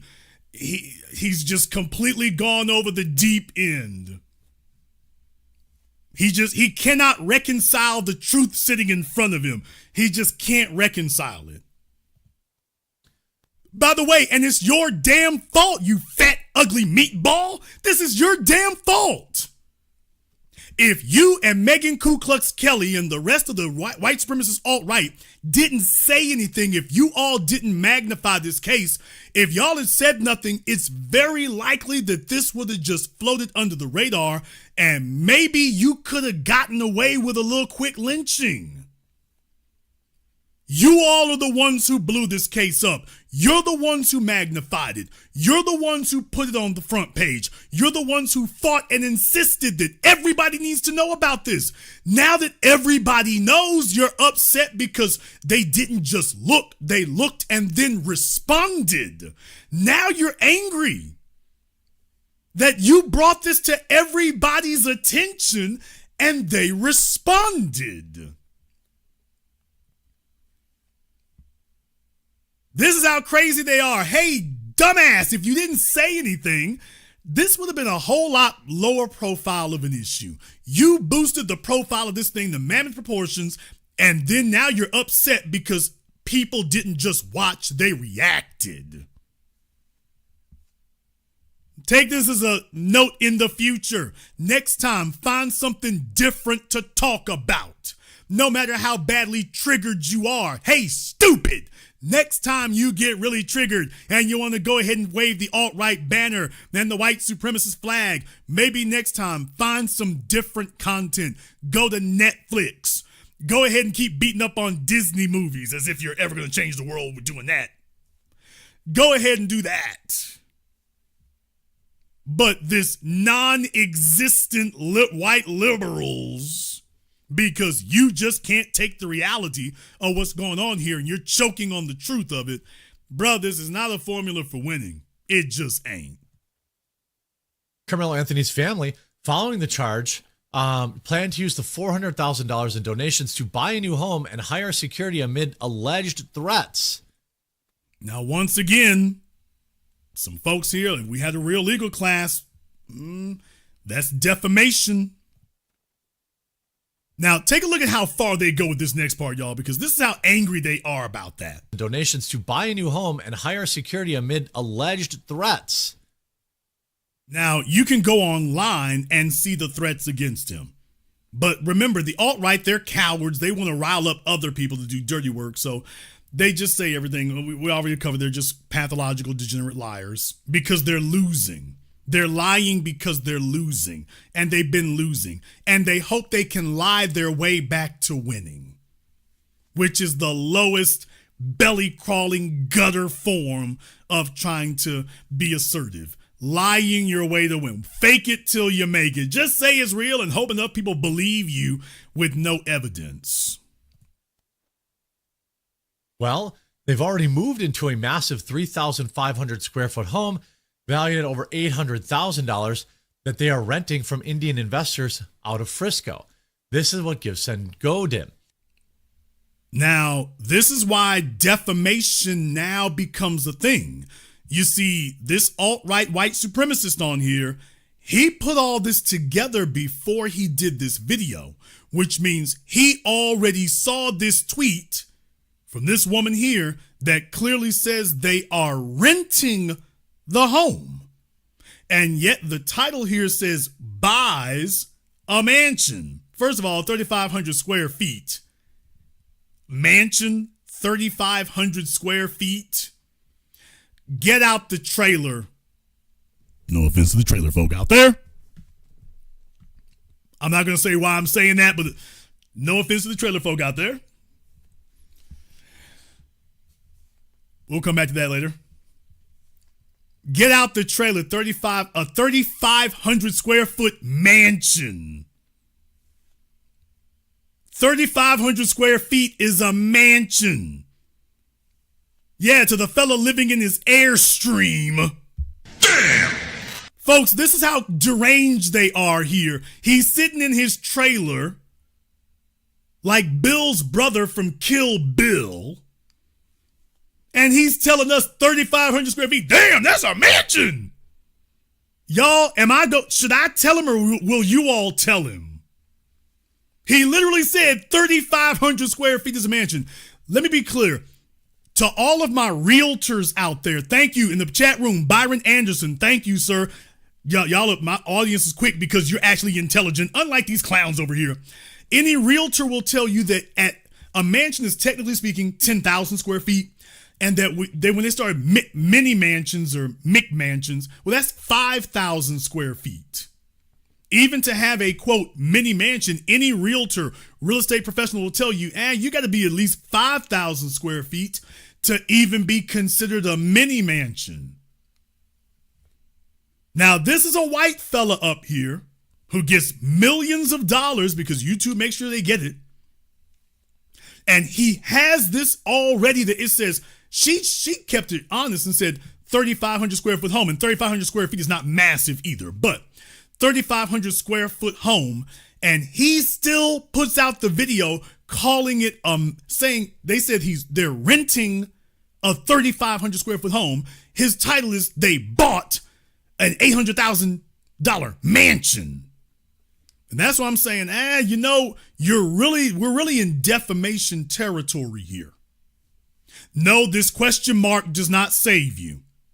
We're really in defamation territory. You are just so desperate. You are so belly crawling desperate and pathetic that you make up a phony title and then you come in your own damn video and out yourself. And if you try to take that video down, that's the reason why I'm showing this here tonight so everybody can see what you said. But by the way, you already admitted that you knew this was a false statement. This is called malice. People, this is called malice. That's not a misleading statement. He's proven he knows better than what he said when he put out this video. This is malice. This is forethought. You are aware what you're saying is wrong. You're aware what you're saying is not true, but you put it out anyway. So you can't argue, oh, I was being hyperbolic. It was a polemic. This was a statement of opinion. No. No, I think there's a very solid argument here. You had proof. You read it for yourself that this is a rental and it's 3,500 square feet. And then you still say in capital letters, buys? Oh, no. No. This is not unknowing. This is not unknowing. You just admitted you know better. He moved into a massive 3,500 square foot home valued at over $800,000 that they are renting from Indian investors out of Frisco. This is what Gibson Godin. Now, this is what they're showing they're renting this. And of course, she's lying because they didn't get any money from Gibson Go to do that. So they're just mad as hell. Why is it you niggers ain't broke so we can go ahead and lynch you easier? This is what Gibson Godin. Now, this is what they're showing they're renting this property from Meridi, Sandeep, and Mansaka Kuchikula. So let's be very, very clear This is an attempt, and by the way, YouTube should take action on this because this is a YouTube channel doxing people. The folk who own that house, why are we bringing them up? If the folks can pay the rent, what about the capitalist system, the free market system? What about that? What I'm saying is that, by the way, this is doxing. This is a YouTuber with millions of followers now. He's alt-right white supremacist for years. These are millions of followers. By the way, the Sadiq family might want to look into legal repercussions for this because these are people out here doxing them. They have nothing to do putting up a mailing address. The only reason I'm showing that is because to show you that he didn't blur that out. So this is how far they're going. I'm like, okay, hey, Sadiq, if y'all got some of that Indian money, you might want to take a look at this. You might want to take a look at this. If you got some of that Indian money, okay, you might want to throw a few dollars over here because this is doxing. This is doxing right here. And even if it's not a criminal offense, it's definitely a civil offense. So this is doxing.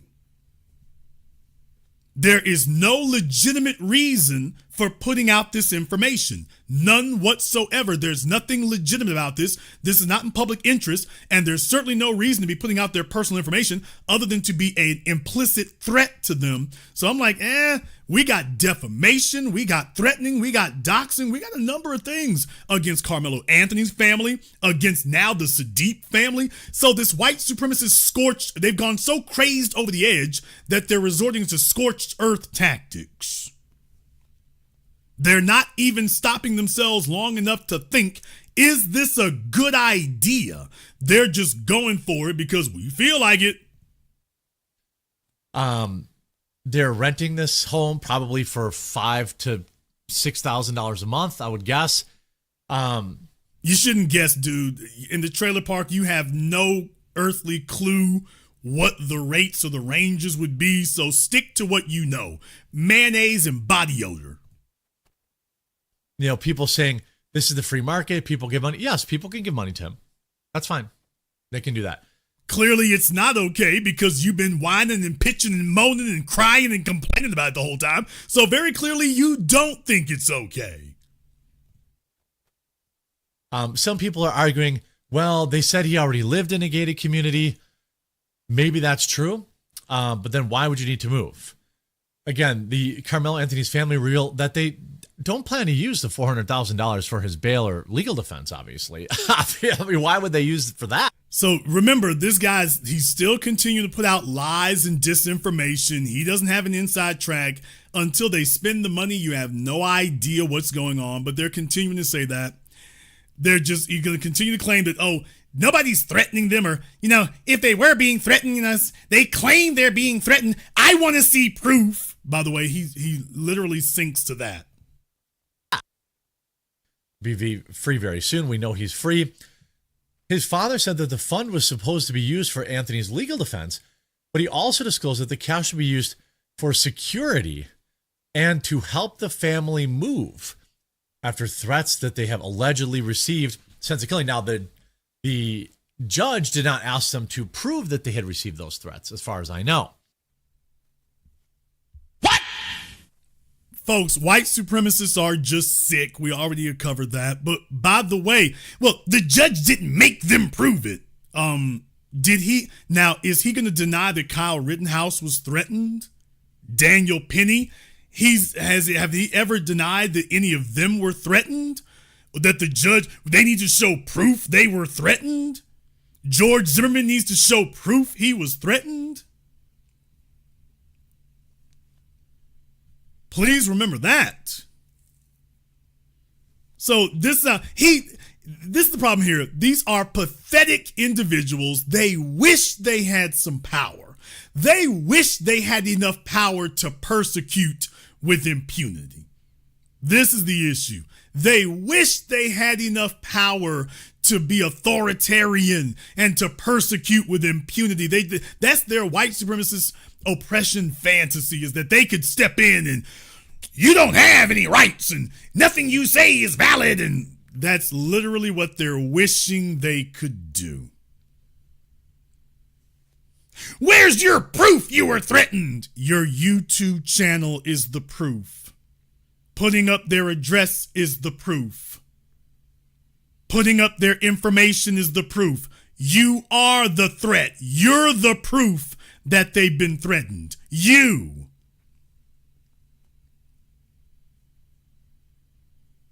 They sit up here and threaten you and then say, where's your proof?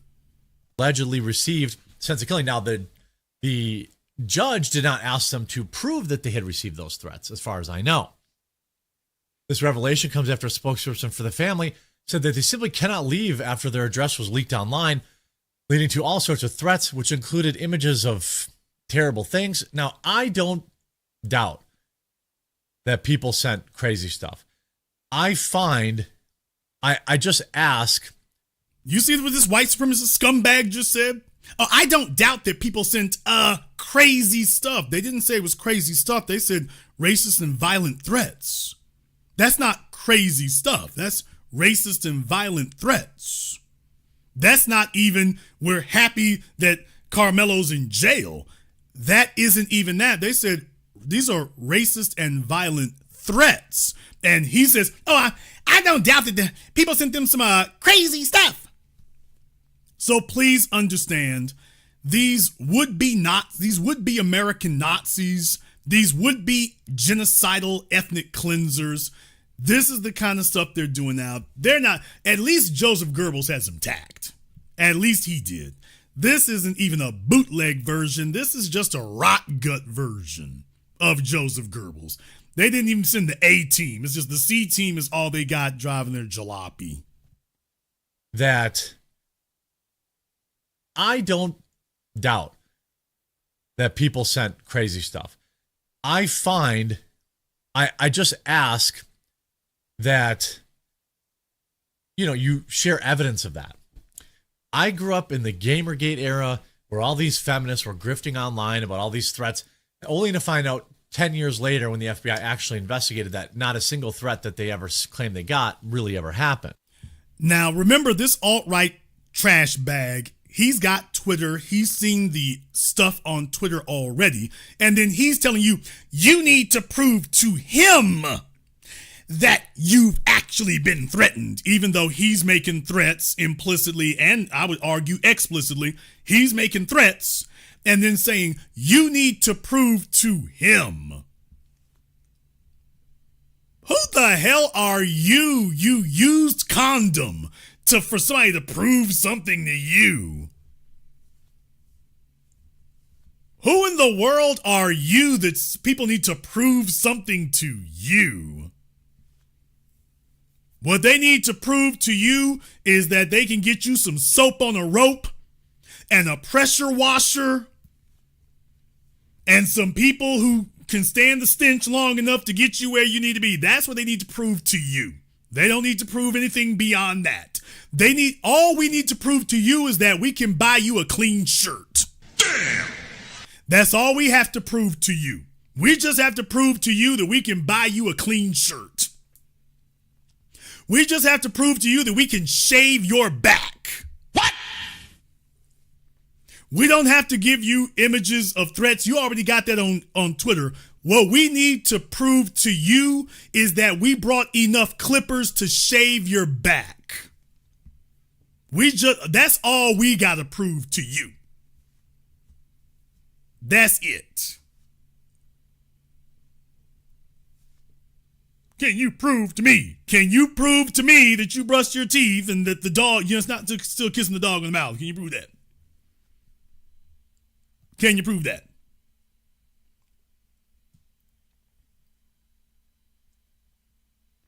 So like I say, they're mad as hell. They are mad as hell out there. They are angry as they can be. Megan Ku Klux Kelly, the quartering, and now one person in particular, he jumped out the window too. He jumped out the window too, but he been crawling his way back. So he started sipping the alt-right Kool-Aid too at the beginning, but apparently somebody pulled his coat and said, wait a minute, you better act. all the rest of these folk are willing to die on this hill, you better go back and check what actually happened before you commit to this. So Tim Pool has been offending some people because he's not towing the white supremacist line. First he was, then right after that, he started pulling back on it heavy. All of a sudden, Tim Still's like, wait a minute, y'all. Hey, there's another side of this. Hey, wait a minute. So apparently Tim is like, wait a minute. The rest of y'all might be ready to crash out and make an ass of yourselves and go down in flames. I ain't so sure I'm ready to go with you. So Tim, he brought on a lawyer, and I'm just talking about it didn't go great in regards. Even the lawyer was trying to explain and defend Metcalf and him. He was trying to do that, but it's not going as easily and as smoothly as they tell themselves when you actually talk to folk. He definitely had a right to defend himself against the contact from Austin Metcalf. That's the first words you hear, by the way. He definitely had a right to defend himself against the contact from Austin Metcalf. Alrighty then. So I'm just like, by the way, we're already starting off, for the white supremacists, we're already starting off on the bad foot. Well, he had the right to defend himself, and oh, hell, stop bringing us those facts. We don't want facts. We want to have our way. We don't want facts. Don't bring us facts. Don't bring us truth. We want our way. Nobody, because remember, what they're trying to say is nobody was assaulted.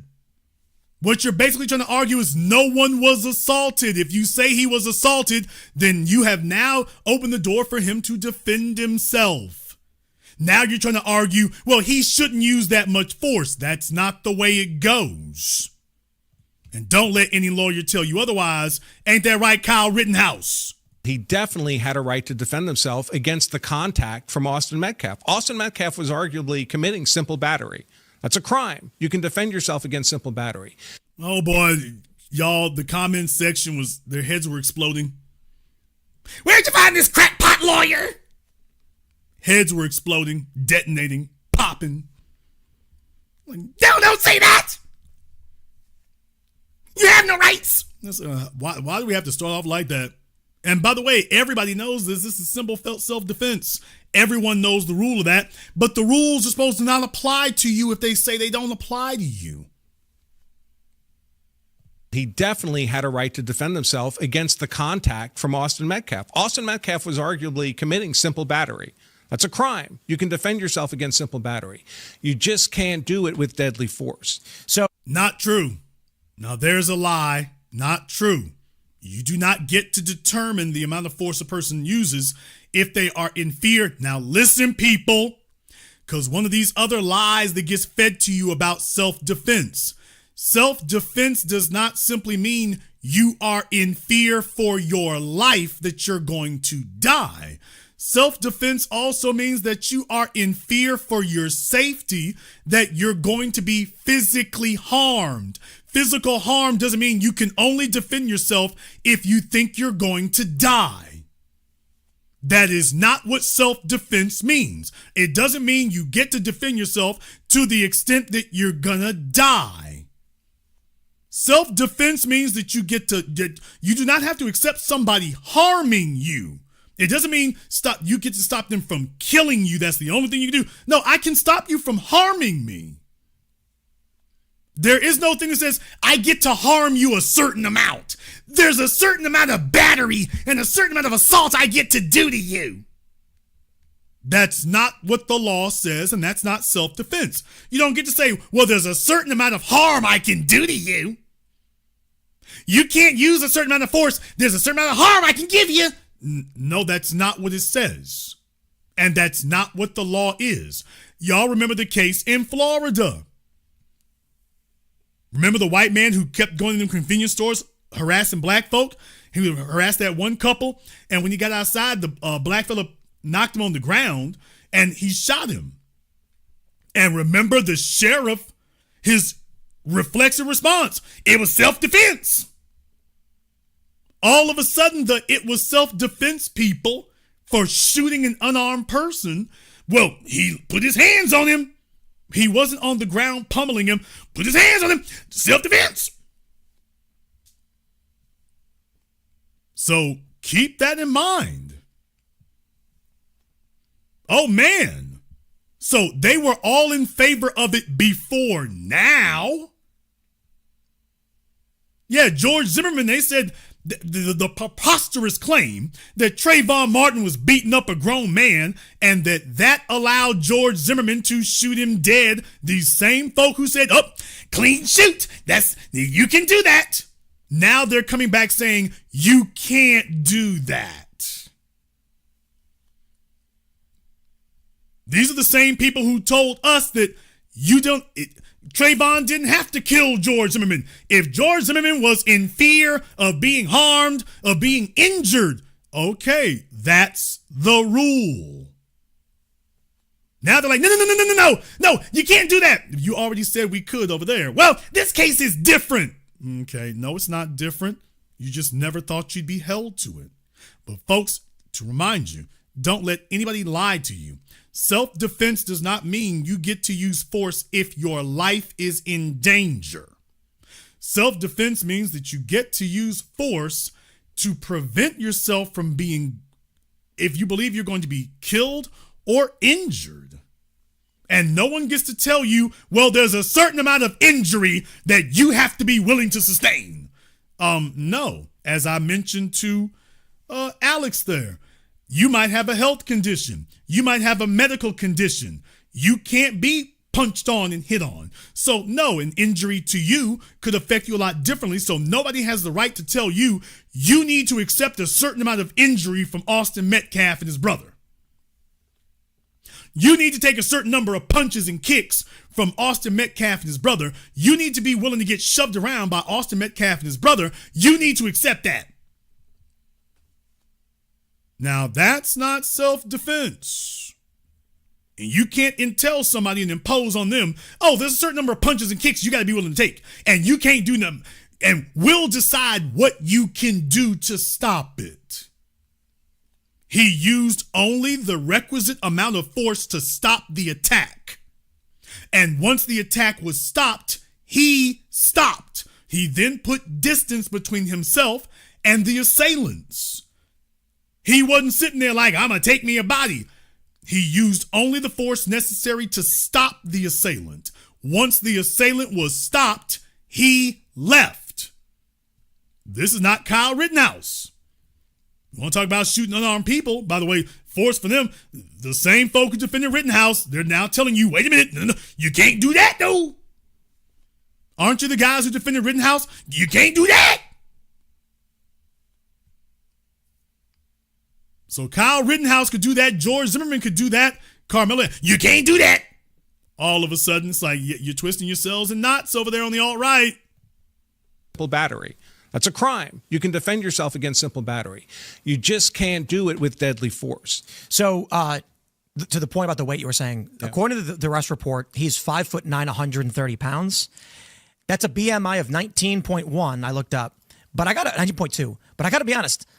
5'9", 130 seems really frail. That does. Unreasonably frail. Very frail. Yeah. Yeah. That's so. Well, it's slender, not necessarily frail, but he's slender. He's a high school student. But take a look at them trying to make value judgments about it. Instead of taking it face value and moving on, they're trying to find some way to rationalize it that it's not really that bad. I agree. I don't believe that's correct. Yeah. You know, I 5'9", maybe 140, 150, maybe 150. Now, in the moment here, they go to Austin and his brother's weight. So this is putting the victim on trial. The usual thing they do with black folk. They're putting the victim on trial. They can't do the big black Negro thing. Now, that's what's really upsetting them. They want to do the big black Negro thing, but they can't do the Mike Brown thing. They can't do that one. They always want to try to do the big black Negro. Trayvon Martin, he was big for his age. No, he wasn't. He was average for his age. So they're trying the big black guy, the big black dude thing, and it ain't coming together for them. It's not coming together. So they're desperately trying to go through their playbook, that white supremacist playbook. They're going through the pages and it just ain't working. all the usual stuff they would use, it's not coming together. The arguments I've seen. I mean, we're going to get an autopsy report eventually on Metcalf. Okay, yeah, Metcalf, sir.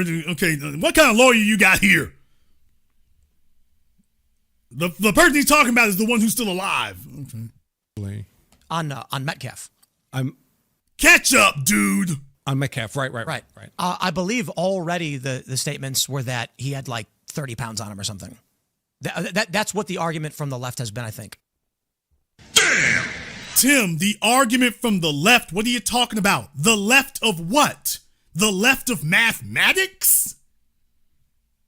Well, he had like 30 pounds. I mean, that's the argument from the left. So you see Tim is still alt-right and white supremacist now. So he's trying to find some way to make this work. Tim, the left of what? The left of arithmetic? That's the argument from the left. 30 pounds now is folks, he's telling you that pounds is now a liberal argument.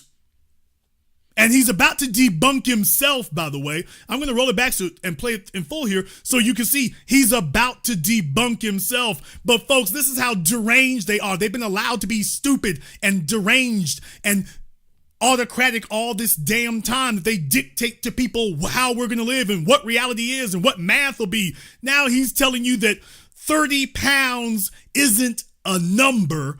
It's not physics. That's a liberal argument. 30 pounds is a liberal. That's not a physical weight. It's a liberal argument.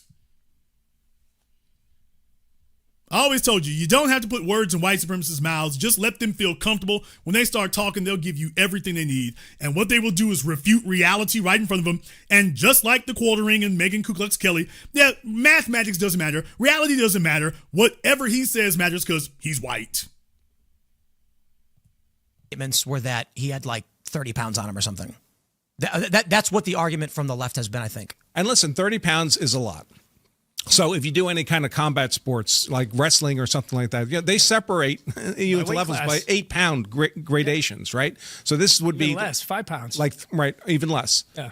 So it can make a difference, but we also have to. You're not helping yourselves here.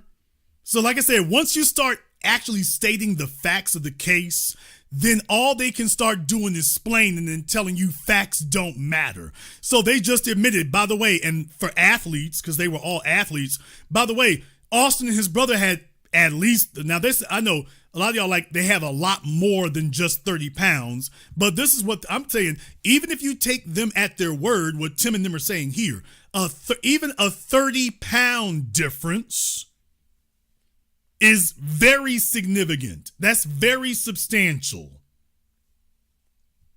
If you have one kid who weighs 170 and he's gets confronted by somebody who's 200 pounds, what?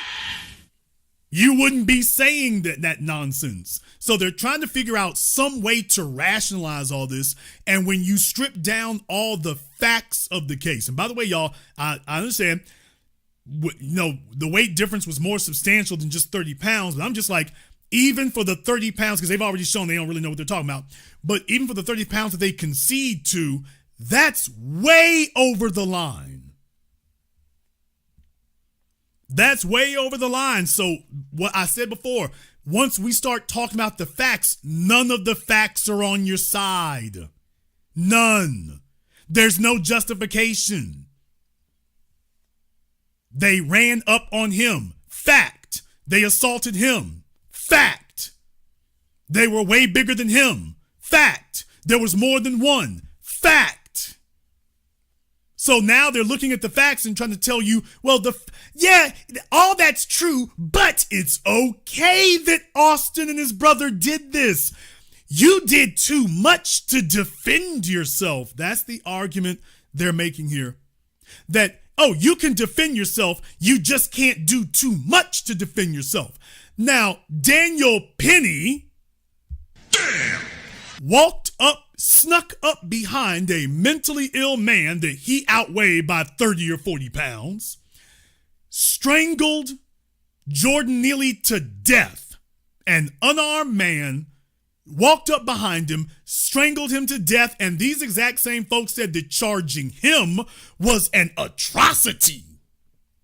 They didn't say that he used too much force. They said he's a hero. So Daniel Penny was a hero for killing an unarmed person. Well, you can't second guess how much force he could use. So for Daniel Penny, the amount of force was irrelevant. Killing him was irrelevant. Well, you can stop him, but you can't use lethal force. Daniel Penny used lethal force, and Tim Pool not only approved it, he said it's a disgrace that Daniel Penny was arrested and tried. Now this happens, and all of a sudden, hey, you can't use that much force. Can't use that much force now. These are the same folk who did that, telling you that you can't use that much force. And and Jordan Neely did not touch anyone on that subway. All he did was talk. Austin and his brother went way beyond talking, and there's intonation that that wasn't their first time. So Tim Pool went from it doesn't matter how much force you use, if it's self-defense, you're a hero. All of a sudden now, the only thing that changed, Megan Ku Klux Kelly. The only thing that changed, and she was another one, Daniel Penny's a hero. Okay, then, all we did was change the races around, and now all of a sudden you all he needs to be tried and convicted and cut in the bacon bits. White supremacists are evil. Let's be clear. White supremacists are not mistaken. They're not misled. They're not ignorant. Racism is not ignorant. Racism is evil. White supremacy is the preeminent evil of our age. And by age, I mean the last 500 years. This is the preeminent evil of our age. There is nothing wrong with being white. There is everything wrong with being a white supremacist. And when you have been confronted with the clear facts and you make it clear that your real problem and objection is that as a white person, it's okay to harm any black person with impunity, and that we're just supposed to get harmed. Now there's where you become evil. So if Daniel Penny, if these same people talking about you just can't use lethal force to defend yourself, Daniel Penny was not defending himself. He claims he was defending, remember, he said he was defending everybody else on the subway. Remember? Daniel Penny didn't say that he was defending himself. He was defending everybody else on the subway, quote unquote, including himself. So he snuck up behind somebody, strangled them to death, and claimed that's self-defense. We got proof that Karmelo Anthony was assaulted, and they're telling you that's not, you can't defend yourself like that. Consider the what the lawyers call the totality of the circumstances. This wasn't a back alley at 3:00 in the morning. This was a crowded environment. There's lots of people around. It's hard to believe they're all going to stand there and watch Austin Metcalf beat Karmelo Anthony to death in front of them. I mean, this is not going to end up being a sustained beating. Did you hear what this absolutely irredeemable bastard just said? Do you hear what this lowlife just said? Well, it's not gonna be a sustained beating. What I just told you all. So he's telling you, well, yeah, if you get beat on, that's fine. So people, I didn't make it up and I wasn't hyperbolic. He just said it. Well, yeah, you'll get beat on, but I doubt that leave it to everybody else's hands around you. Leave it in their hands. Why, they wouldn't have let you get beat to death. It wasn't going to be a sustained beating. Now, these are the folks who killed Jordan Neely. These are the folks who celebrated the killing and the murder of Jordan Neely. No, and Jordan Neely didn't touch anyone. They didn't say that anybody on that subway that it needs to be a sustained beating. So I want you to understand, Tim Pool, millions of followers, YouTube boosted and promoted it. And this is what they're promoting here. He's telling you that as a black person, It's okay for you to get beat on. As a matter of fact, you have an obligation to get beaten on and wait for other people to save you. He's telling you that he's sure you wouldn't have gotten killed. I'm sure you wouldn't have been seriously beaten. What the hell kind of defense is that?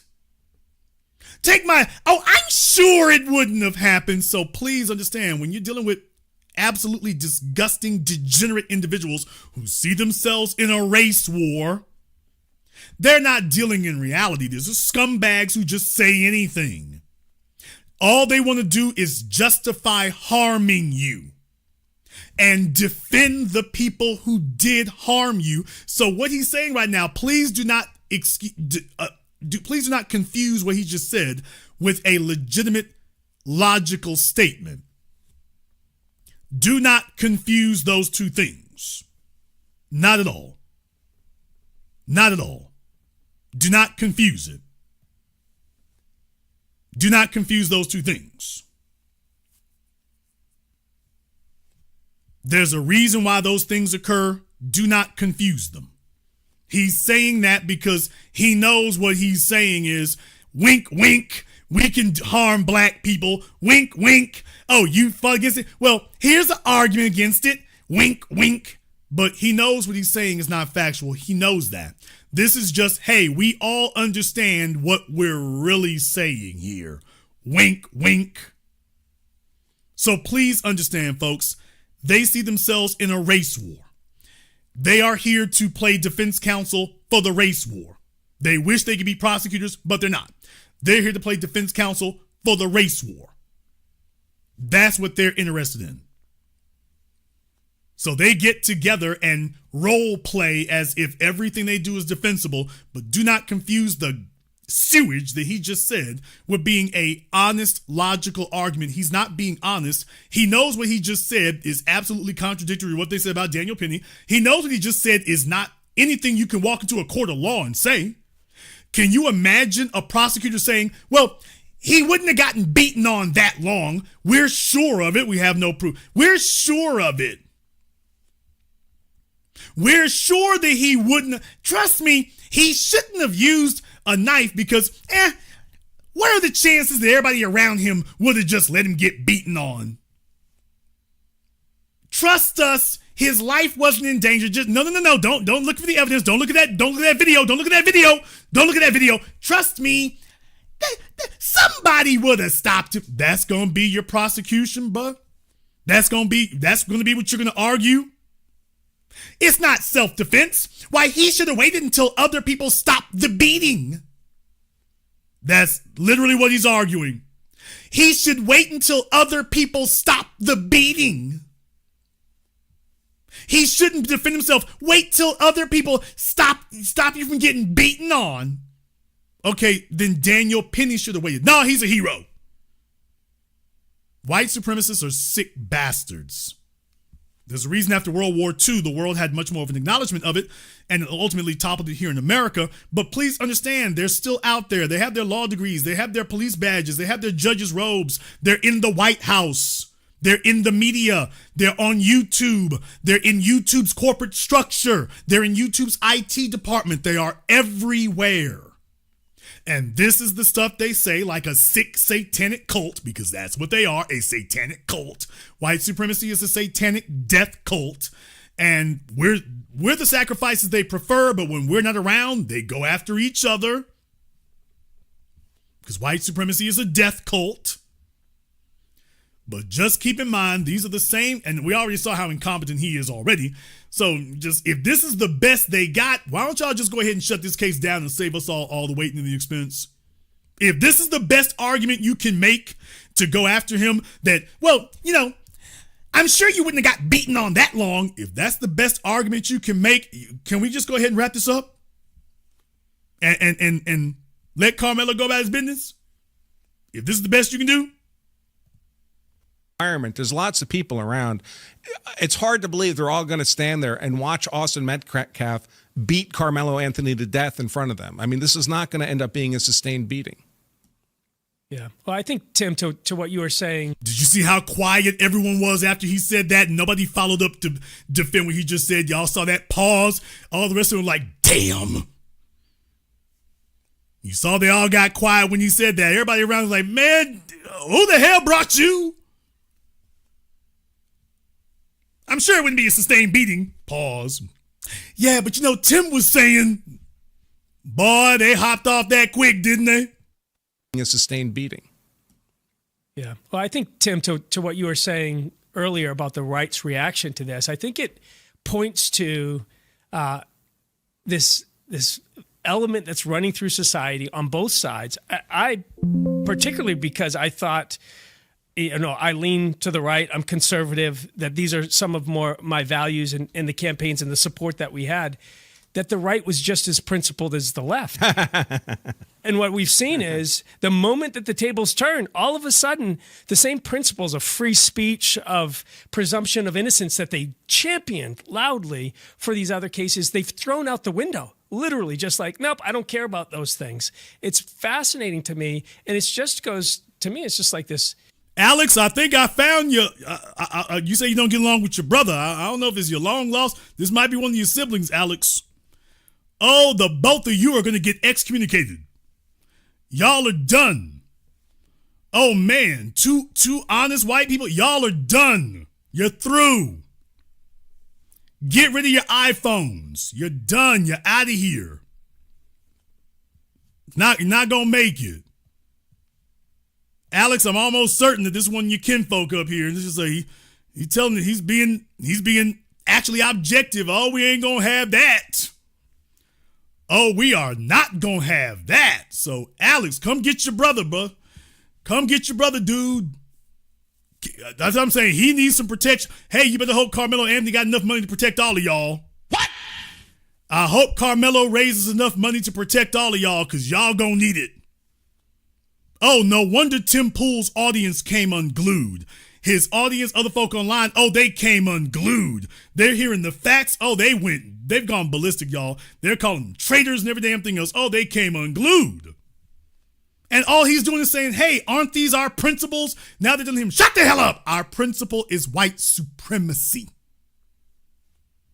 We only taught that damn self-defense back the blue crap. Whatever it is that serves us at the moment. Back the blue when they're beating up and killing black folk. Damn the police. Shut down the police, the Capitol Police, the FBI when we go rioting in the Capitol on January 6th. To hell with police. Police can die. Well, didn't you say back the blue? Yeah, back them in the corner. Lieutenant Michael Byrd, a Capitol Hill police officer defending freedom, justice, and democracy from the forces of anarchy and non-black single mother homes and country music. What? And they said he was in the wrong. Why, Ashley Babbitt was in the right for bashing in those doors and busting out those windows and trying to get at him. Oh, no. Police officers are not allowed to do their job. Michael Byrd was doing his.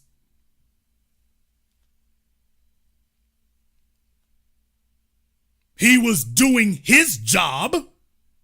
So the same folk who said that y'all are defund the police officers, that's why nobody wants to be a cop. Because they won't let them do their job. He did his job. Hang that nigga. Really? So please understand, the white supremacists are twisting themselves in knots. This narcissism, this pride that's developed within our culture because we do have a phone and we think we have all the information at our fingertips. It's unfortunate. I think it goes to deeper issues within our society, but white supremacy. It's amazing to see it just as strong on the right as it was on the left. It's not amazing to see anything. This was always been. What are you talking about? What are you talking about? It is on the left. So actually, the left is arguing, and I do not believe this is correct, that Austin Metcalf was 6'1" and 225 pounds, and that is I'm going to go ahead and say absolutely false. I've seen nothing to corroborate any of that, but that's the viral claim all over the internet. Now, my point is, Tim, until you get he's doubted that Karmelo Anthony was that small, and he doubts that Austin Metcalf and his brother are that big. So the black kid, he can't possibly be that small, and the white ones, he can't possibly be that big. Hasn't confirmed anything. The man just told you about the autopsy. Hasn't confirmed nothing. He can't be that big. Okay, why don't you get some facts and be certain first and then say something different? Let's be clear, y'all. Because for those of us, especially from the deep South, Texas, Louisiana, man, we got 200-pound high schoolers. I'll be damned. In Texas, you got some that are damn near 300 pounds. What? We've been talking about here on the Black Channel now for 2 decades. That ain't nothing. In Texas, in particular, a well-funded school like Frisco Memorial and Centennial, well-funded schools in the Texas suburbs, man, they got top-notch strength and conditioning coaches there for high school, people. High school, not college, because they're prepping them for college, which is big business, but high school is big business. We got plenty of 200-pound football players in high school in Texas, Louisiana, Alabama, Mississippi, Florida. That ain't nothing. Just because Tim Pool is 5'2" and 120 pounds, he figured that doesn't sound right, but he doesn't want it to be right.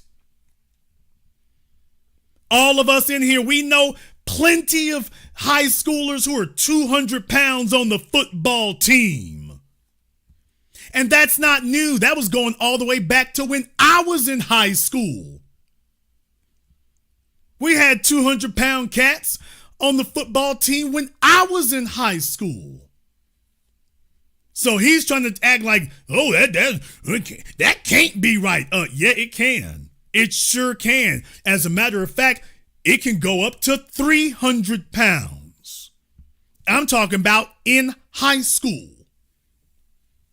They want you ready by the time you get to college. So they are not taking it easy. They pack on the weight, they pack on the pounds, because if you go to a regular college, man, if you go to Ole Miss, LSU, TSU, Florida State, Tennessee State, Michigan, you gonna get knocked on your ass if you're 170 pounds.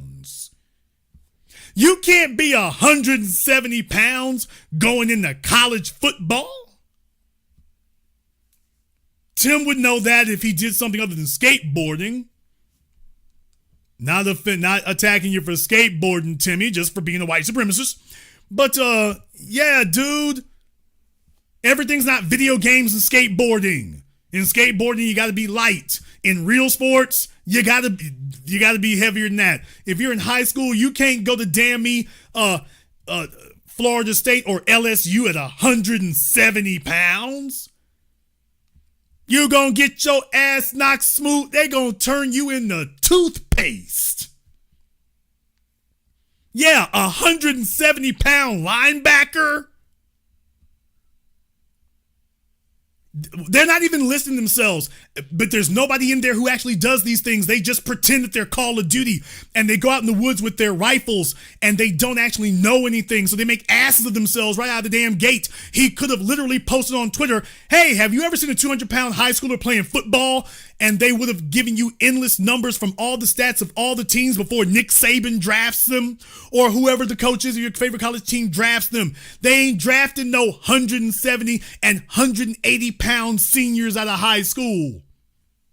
They're going to be like, hey, if your strength and conditioning coaches didn't get you up to a weight we can use, we in trouble. We're in trouble, especially for a lineman. Especially for a lineman. Yes, there are plenty of 200 pounds is easy. Folks, for those of you who live in those cities and states, and I'm from one in Louisiana, man, a scout ain't thinking about you.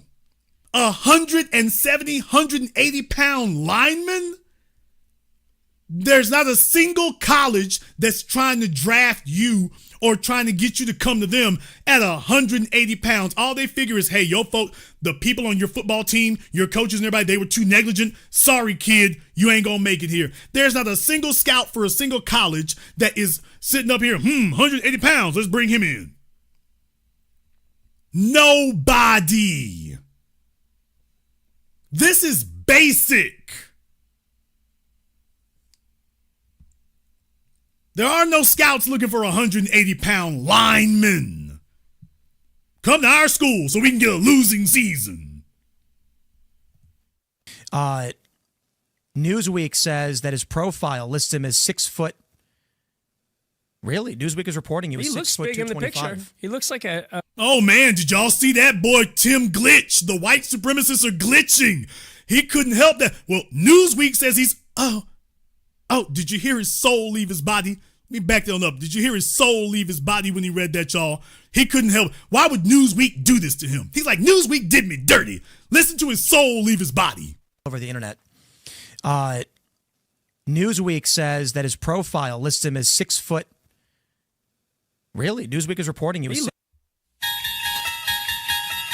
Oh, his soul left his body. Oh, Elizabeth, I'm coming to join you. Elizabeth, I'm coming to join you. Oh, no, Newsweek, why you do it to me like that? Why'd you have to catch me live on air? As I said, folks, white supremacists are not smart. They're just devious liars who depend on a one-way conversation and nobody in the room to fact-check them or prove what they're saying is wrong. So they'll just say any lie. They'll run with it. They'll repeat it over and over again. And when they do get caught, they don't come back and stop. So he got caught in real time.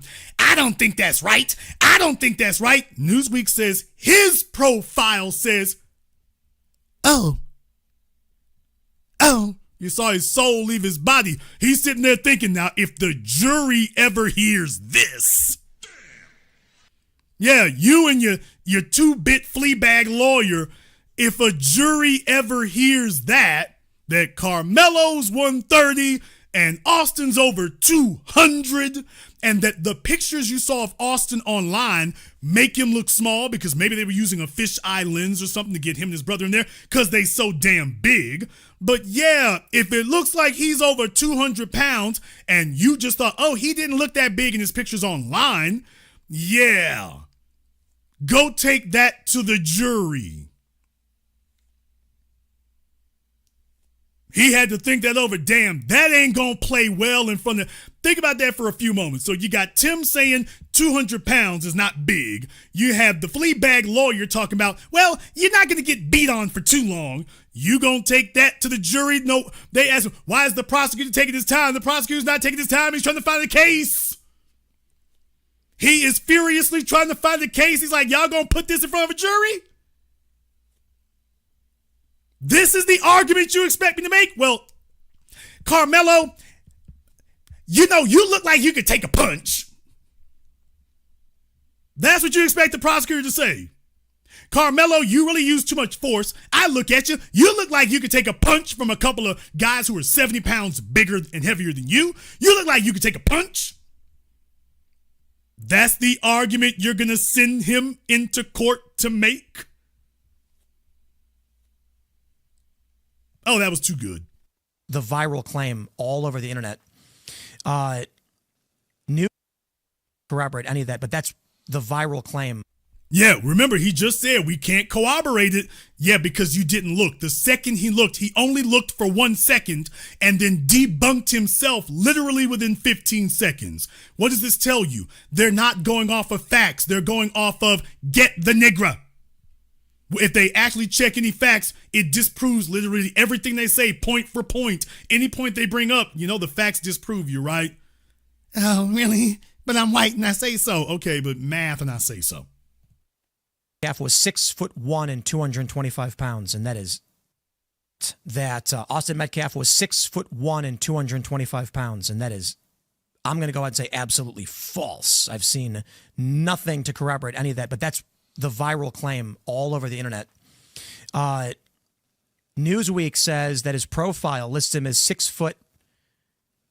Really? Newsweek is reporting he was He 6 looks foot big in the picture. 225. He looks like a heavy set kid. Glitch. Okay, Newsweek says this. Glitch. Newsweek says Metcalf was listed on the. Look at him, y'all, stumbling and bumbling. This is what I mean. You white supremacists glitching. He's sitting there in real time. He thought, I'm white and I say so. He just screwed up, and I bet you he wishes he never read Newsweek. I bet you he wishing he had just glossed over that.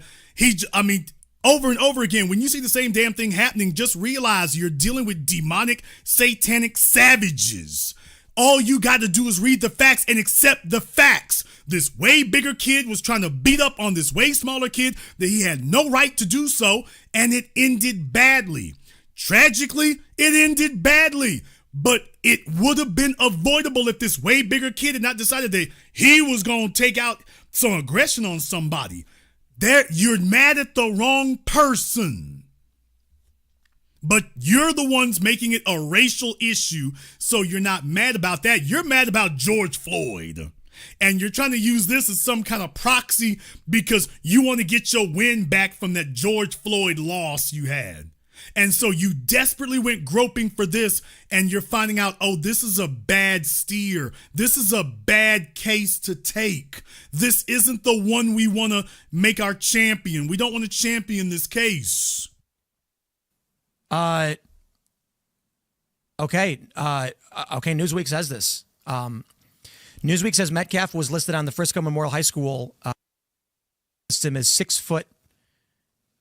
Really? Newsweek is reporting he was 6 foot He looks big in the 225. picture. He looks like a heavy set kid. Glitch. Glitch. Okay. Newsweek says this. Glitch. Newsweek says Metcalf was listed on the Frisco Memorial High School huddle. He was listed on huddle as 6. Y'all hear him? He can't catch himself. Glitch. Oh, it was terrible. It was terrible. By the way, the lawyer goes back and he starts trying to flim-flam about you can't use that much force. You can't do that. If the judge says that it was, if the judge said that you were using too much force, or that you can't make a self-defense claim, is because you were. I'll go ahead and play a little bit of that. But if Karmelo had told him, "Don't mess with me," that could be a threat, and you can't. It's not self-defense if you're threatening. I mean, they just went. They're stretching and reaching for anything they can to recharacterize this. And of course, the defense is going to say he was trying to appear tough and saying, "Do not touch me." Mm-hmm. So actually, I'll ask you, like, where the line is. Both of you view this as it was a clear provocation to say that. I think there's a strong argument that this was provocation with intent, that this is akin to go ahead, take a swing, and see what happens. What? So touch me and find out. Don't touch me. And if we do, you're going to find out. Oh, that's provocation. So the 200-pound linebackers who were beating up on him, that's not provocation. That's not justification. Telling them, don't touch me. If you do, it's going to go bad. Oh, that's provocation. White supremacists are, if they were just kept off in their little cages, they'd be funny, but you give them power, they're not funny anymore. Now they're just dangerous. Both of you view this as it was a clear provocation to say that. I think there's a strong argument that this was provocation with intent, that this is akin to go ahead, take a swing, and see what happens. I understand your interpretation. I think it's perfectly reasonable. And I think reasonable people could disagree. So each side's going to have to make their argument. That's why I think it's 50-50. I will say this, however. Now, everything he just said, they debunked themselves. He just tried to say the kid wasn't 200 pounds, debunked himself. Now, it's 50-50. You've literally debunked yourself on point for point, and you're still saying, I don't know, it's still 50-50. So these guys do not care about math. I don't think they just flunked. I don't just think they flunked math. They're just like, man, damn math. If it's not helping white supremacy, damn math. Under Texas law, if it's decided it was provocation with intent, that obliterates self-defense, obliterates it. In fact, it's perfectly within the court's discretion to not give the jury a self-defense instruction at all. Wow. If he decides that the only interpretation of the evidence is a provocation with intent. The judge could say. So what they're hoping for is the Rittenhouse, where you have a judge who puts his finger on the scale They're just openly admitting, we hope we can get a Judge Schrader. We're hoping we can get a judge who just lies his way, who just makes it up and already has a verdict that he rigs the trial so that we have a verdict that favors the white supremacist perspective. They're already saying that that's what they're betting their chips on, that there's a corrupt judge, white supremacist or white supremacist sympathetic judge, that will be able to tilt the case in their favor and just ignore the law. That's what they're now reduced to saying. They're reduced to that. This is provocation. Self-defense arguments. Provocation with intent. In other words, not just provoke, like calling someone a name and trying to start a fight, but so. Did you see that? Provocation with intent. So he tries to make you think that it's just provocation. But no, provocation with intent. Do you realize how high that hurdle just got? He's talking as if this is a realistic thing. Oh, this could easily happen. Actually, no. Do you realize how high that bar is for intent, people? Remember, racism is not racism unless you can prove intent. And the reason that we can practically never prove intent is because you can't prove what somebody was thinking at the time. So now they're going to try to tell you, oh, no, we white and we say so. You intended it. So now he's saying it's provocation. I mean, gotta be provocation with intent, as if that's an easy thing. That, oh, that's a given. Actually, no, it isn't. With intent. In other words, not just provoke, like calling someone a name and trying to start a fight, but so one way to lose self-defense is to be the initial aggressor, right? Throw the first punch. The other way is not to be the initial aggressor. It's to get the other guy to be the initial aggressor by provoking him to throw the punch. And nothing he said did that. Do you see what he said? Well, the one way to have self-defense is, if you throw to be the aggressor and you throw the punch. Okay, well, that didn't happen. Well, the other way is. So, folks, this is how desperate they're scraping for something here. Because I'm white and I say so is not going as smoothly as they had hoped it would. Throw the first punch. The other way is not to be the initial aggressor. It's to get the other guy to be the initial aggressor by provoking him to throw the punch. If you provoke with the intent of then using deadly force on someone, you're trying to fabricate a deadly force self-defense scenario, that obliterates your claim of self-defense. So if you're just sitting still and folks tell you get out from up on our tent or we're gonna throw you out, and you say, hey man, I'm not gonna let you put your hands on me. You stay here, we gonna put our hands on you. Hey man, you don't want it. You don't want it. And if we do, you're gonna find out. That's not provocation. The provocation was the folks trying to put their hands on you. And that would be the argument here, right? He had the backpack, he had his hand on the knife, and he's goading the guy. He's provoking the guy to do something so he'll have an excuse to stab him. That's provocation with intent. Okay, folks, provocation is inviting somebody, daring them to do something. He didn't dare anybody. He didn't invite them. And first of all, y'all have never heard this before in your lives. You have never seen a case where this was what was being prosecuted. Oh, you provoked him into attacking you. When has that ever been somebody's a prosecutorial tactic to use? Oh, well, you provoked them. This is how desperate to justify this they are. This is how far. So I guess it makes content for his channel, no matter how whacked out it is. But this is how far they're going here. But I do think a lot of people in a lot of cases would argue that if you felt threatened and put your hand on your gun and said, it's something to the effect of, I will shoot you, don't do it. You don't want to find out what comes next. It's a difference between self-defense, what you just described, and provocation with intent. Provocation with intent, you're not actually scared of that person. You're trying to provoke them to do something so you'll have an excuse to stab them. Okay, how do you prove that Karmelo was not scared? How do you prove that at that moment when he got assaulted that he was not scared, sir? What the hell does that sound like?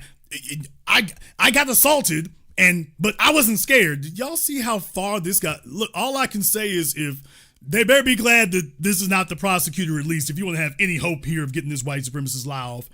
This is the best they could do, y'all. This is how far they're going. So I just wanted to play that for you to show you they're having a full-blown meltdown around alt-right media. The white supremacist line is not working here. The facts of the case are coming out, and the facts of the case are refuting them every turn. every time they try to find some way to create a narrative that justifies it, here comes more paperwork that knocks it down. You just saw the Quartering and Tim Pool both glitch in real time. They both made videos and couldn't help but glitch out. And then they still want to try to push this to a trial? You still want to do that?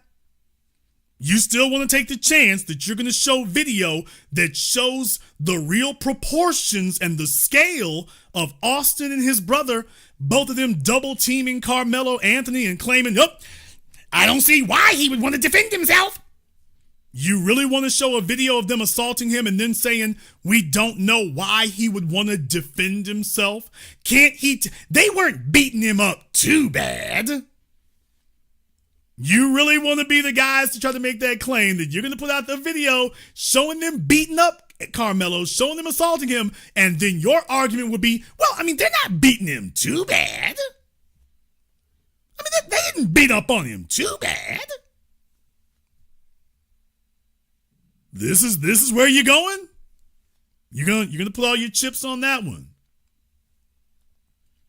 So I wanted to show what they said there just to go ahead and remind you all that these are things, lies that they've been telling because they had to. They're just betting that nobody's gonna sue them. That's what they're really betting on. And when you got 500,000 of them things, you can make a lawsuit. When you got 500,000 of them things and your family is already not broke, you can make a lawsuit. You can make a lawsuit. You can make a lawsuit. In the chat room, Song Jones needs to call me up on Zoom. You have 2 minutes to be on Zoom. Song Jones, you have 2 minutes to be on Zoom. If you're not on Zoom in the next 2 minutes, permanent vacation. Song Jones needs to be on Zoom in the next 2 minutes. So Song Jones, you have 2 minutes to be on Zoom or permanent vacation. Permanent vacation. Now, I do want to say one thing here, and I want to be clear on what I'm saying next. I am remaining consistent. What I'm about to say is going to upset some folk here, but it's absolutely obligatory. I am consistent on this point about Karmelo Anthony and his family. We still don't have all the information that we need, primarily because the police have not given all the information, which is damn suspicious on their part. It seems more like they're trying to figure out some way to stack the deck as opposed to just put all the damn evidence out there so we can all see it so that we can just go ahead and make a determination of it. But they're refusing to do so. So that's the first thing that makes them look suspicious. That and the fact that they already sided with the Metcalf family. So already they've already shown their bias, which means that they can't be trusted on any level. I will say one thing though. The Anthony family there, what I'm going to say right here, attorneys are nice, attorneys are wonderful and everything like that. You all know where I come down on these things. So I'm not going to necessarily say that they need to call out the white supremacists, but I am going to say right here, by the way, if folk are making racial statements, you all need to be highlighting that. You all need to be highlighting that. Because if folks have racialized this and you are not coming out and saying that this has been racialized, you want to leave it up to everybody else, that's going to be a different issue. And I'm not saying you got to do a bunch of black fist stuff and this, that, and the other. What I am saying is that when I take a look at the family and things, I'm like, you don't even have to harp on that heavy. Just say, by the way, we've had a bunch of racialized things that you can go ahead and show. That you can show and put out. And I'm like, okay, y'all know me. You know my pedigree. I look for that. I look for that. I look to see, by the way, hey, how are we putting this in its proper context? Well, we don't want to racialize it. Dude, Megyn Kelly and all the major white supremacist YouTubers and Charlie Kirk and the white supremacist alt-right on Twitter, they've already racialized it. That train has left the station. That train has left the station. Let me also say one more thing here. If you got anybody, and I'm referring to anybody who is parroting these talking points, whether they're former police, former judges, former prosecutors, former attorneys, if you got anybody parroting these talking points, just understand coons expose themselves. Just understand cooning exposes itself. We got a lot of folks there. They don't really get along with black folk. They've never really been accepted. And they just say goofy things. But I just want to go on the record here. Anybody, I don't give a damn who it is. Anyone who sits up here and parrots these talking points and starts sitting up here talking like the quartering in Tim Pool and, well, the details of the case here, it looked like assault. You can't use that kind of force. And what was you doing under that tent? Anybody who does that, I don't give a damn who it is. I don't care who it is. You got your coon and banjo, put your boots on and tap dance. But do not pretend that you gonna sit up here and saunter over here. You don't represent the soil. You don't represent the people.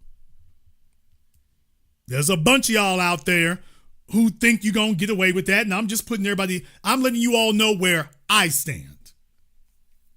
I just want to be clear with you all where I stand, so that nobody gets it confused or twisted about where I stand on the issue. And anybody who got something contrary to say in light of what we just showed you here, anybody saying that, I'm just like, hey, let a coon be a coon. Let a coon be a coon. I'm saying that.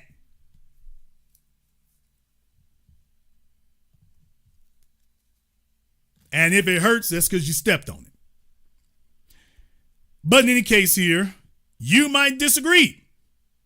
Therefore, the link to the Zoom is up there and available. I got like 5 people on Zoom right now. So we're going to go ahead and see if we can get some of those up here in just a moment. We're going to see if we can do that.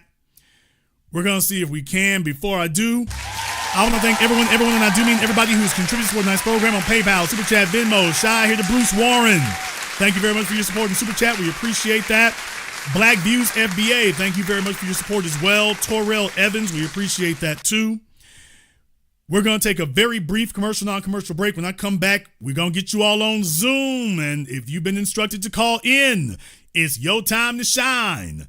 This is the Black Channel. When you visit MrBeTheTeacher.com, you can get a copy of his award-winning book, Guidelines for the Successful Student. While you're there, grab one of his newest tunes along with fun and educational lyric videos. Never give up, don't worry, never give up, study. In order to 1 is 2, 2 times 2 is 4, 2 times 3 is 6. 2 times swap names, he, she, they, and we. Simplify the tiny divides as the father and guide. Money multiplies and shares of what they buy. You can also acquire his tutoring services via varsitytutors.com or tutor.com. If you wish to speak to Steve Burgess directly, you can do so through MrBeTheTeacher.com. The Honey Badger and the Mongoose is a children's story for the family of how a honey badger and mongoose fight an evil alliance of venomous cobra, snakes, and hyenas that overhauls the balance of the savannah. The Big Five. The honey badger demands reparations. Will the Big Five give the honey badger reparations? Can the evil alliance of cobras and hyenas be stopped? The best new price for the hard and soft cover is at www.thehoneyBadgerandthemongoose.com. You can also find this book at Amazon, Audible, and Kindle.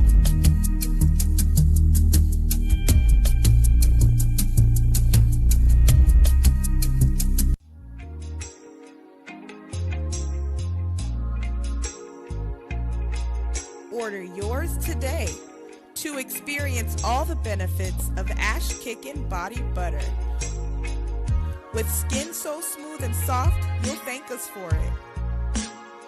Shop Ash Kickin' online. That's ASHKICKIN.com.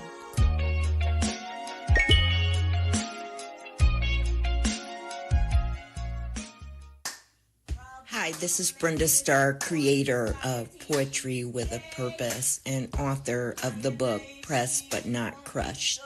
Pressed But Not Crushed is an anthology of political poems that address current and historical issues in American descendants of slave population and African American population. The book describes slaveries and its residuals, Jim Crow segregation, social depredation, and other relevant issues to American descendants of slaves and African Americans, including the current political climate that does not address our issues. This is the Black Channel. I am your host, your brother, your humble servant, the Black Authority. Very glad to be with you all here this evening.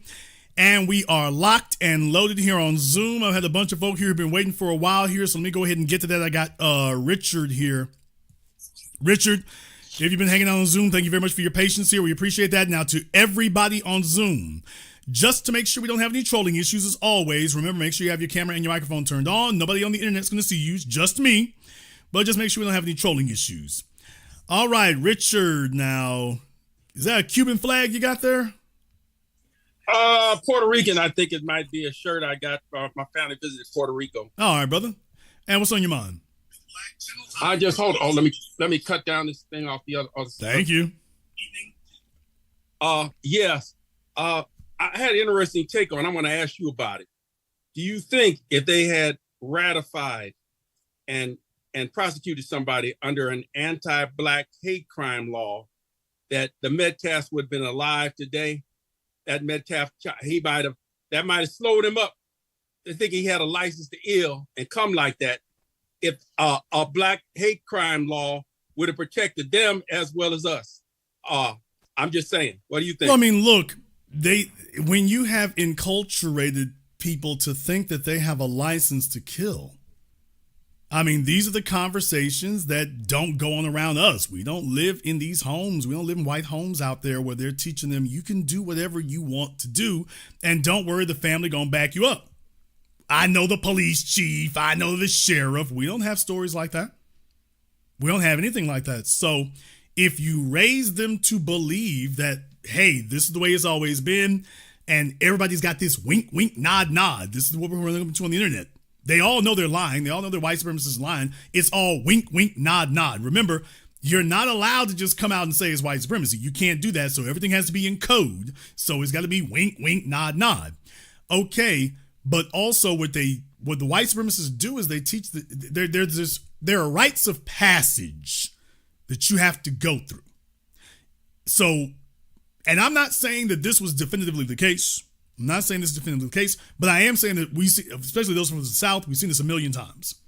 If you've got, for example, white sons, and especially if they're over 6'2", already military or police, unless he's got a really high aptitude. But if he's doing sports and stuff, I don't know. But they start thinking military or police. Oh, you'd be a good cop or you'd be a good soldier. And they start grooming you and weaning you in that direction. But I'm not just saying physically, it's also socially. You got somebody in your family who's a cop, somebody in your family who's a deputy, and then they be taking you to the side and getting you gamed up on how we do things. The stuff they don't talk, the stuff they don't cover at the police academy. I mean, straight up slave patrol, vigilante, citizens arrest, and that trumps the rule of law. You're going to become part of the family business or the family tradition. And the tradition is to understand, okay, you're a big strapping lad. You can physically handle yourself or overpower most people. So here's some good professions where we do this, keeps society together. And we see that all the time. So if you've been having that talk with them or conditioning them in that direction, now he's figuring, well, we got a predominantly white school and the little black kid over here, we can do how we want to, and we're going to prove ourselves on him. And that happens all the time. So what I'm saying is that if that happened under these circumstances, I can see how that fit together and the behavior would be consistent. Then when you add things like the father's going to sit up here and walk himself in there crashing their press conference, I'm like, hey, dude, you need a jury to be sympathetic for your son. This is not the way you do it. I know the prosecutors were like, what the hell were you thinking? You want a jury or a judge to be sympathetic to your son. The narrative that, hey, did somebody raise him to be belligerent? Yeah, you ain't helping right now. Now, I'm not saying that's definitively it. What I'm saying is y'all saw what you saw. So when you start putting aside that stuff from the beginning, talking about, I forgive them. Okay, didn't look like it the other day.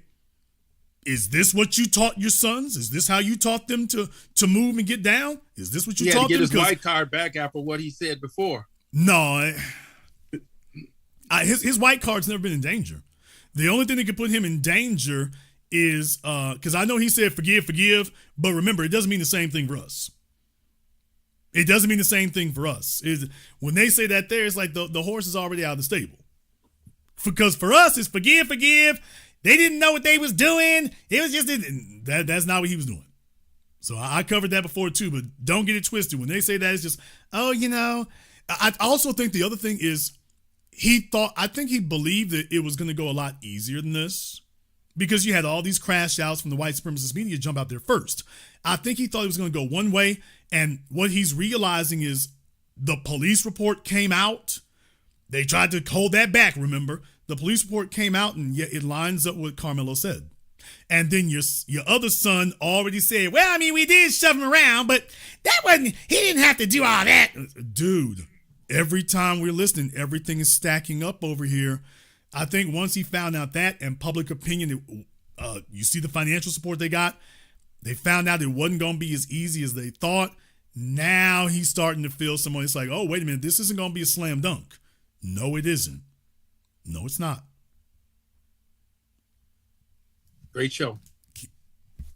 Lie. Thank you for giving us a call. I must have a bunch of new folk here tonight. We're pretty stacked in here tonight, by the way. I know we're up kind of late. We're pretty stacked in here tonight, but we're going to run through our Zoom calls here. Let me get, I got two Marlenes on here, so one of these Marlenes needs to hang up. I think you might be the same one. Let me go ahead and grab this Marlene here. If Marlene is on here with another one, she needs to go ahead and hang up the other one. All right, Marlene, and what's on your mind? Hey, Jason, I have like two things going. Oh, I called her with the bonnet on and everything. Okay, she said you said I'm not gonna be on camera. Oh, nobody sees you, woman. I just said that. I'm just saying, y'all. She said, okay. Jason, you got me up too late. I had to do my beauty routine, but she said I'm gonna stay up. I'm gonna stay up and call you. All right, what's on your mind? Jason, can I do an expose real quick, please? Keep it short. No, can I give you the link of where the mother actually says the weight of Austin? I mean, we already confirmed that.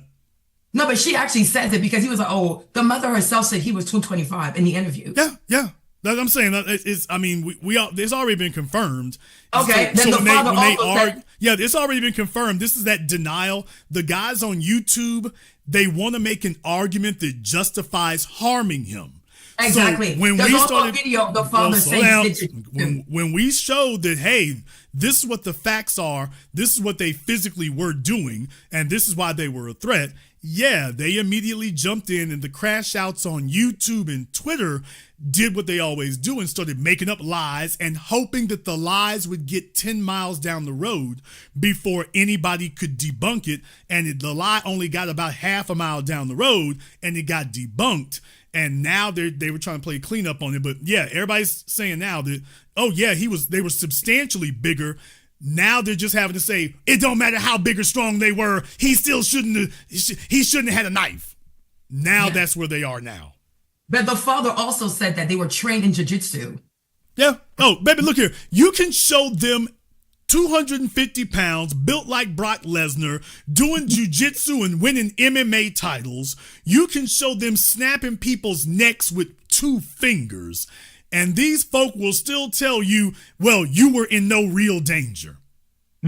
So as long as you black, they would still be saying this. So because it's really crazy. I know it drives you nuts because it's like, wait a minute, there's this mountain of evidence over here. But please understand, you're in the system of white supremacy. Your evidence doesn't. It's not that you don't have evidence. It isn't that. Take a look with Tim Pool. I just played it for you with Tim Pool. He showed himself debunking himself in real time and still wouldn't move off of it. But the thing is, I think he got scared because initially he came out and he supported Karmelo. And then the people went crazy on him. And I think he started thinking about his finances. So now he had to find a way to bring it back so he could seem like the white boy. Let's be clear. He did not support Karmelo. He was simply trying to make an argument that it could be self-defense. So that's all he really did is, well, guys, hey, this could be self-defense. Now, that was enough for them. But don't confuse that with supporting Karmelo. It's just, hey, y'all, I'm looking at the evidence and there's a strong argument for self-defense here. And that's what they're taking umbrage at. Hey, you're off code. That's what I'm saying. It's not that what you all are saying is not factual. What you're saying is factual, but you're off code. Hey, I told you, wink, wink. Hey, get back on code. It don't matter how big they were. Get on code. So this is them showing Tim, hey, you're getting too far off code. But I think Jason, you should also do a video one day where you expose all the black coons that are signed to Charlie Kirk and Turning Point USA. Because you have to do that video. Every single black person that is coming out against Karmelo is signed to Charlie Kirk and Turning Point USA. Well, I mean, it's crazy. Because I'm like, you think, oh, this is like on YouTube, it's independent media. No, they all belong to Charlie Kirk. He's like Leonardo and Django Unchained. Like he owns all these black people. And they just come on here and just lie, and they lie. I'm not gonna say his name, but just that other one. It's like one video he made, oh, I'm an officer this. He speaks one way. The next video, he debunks his own self. And I'm like, how much did you sell yourself for to Charlie Kirk? Well, I mean, they're hoping they can. Here's the real thing is that they're auditioning. I need y'all to understand, all these folk online, some of them who used to come from radio and TV, they're auditioning for a new gig. I need y'all to understand, baby, the money.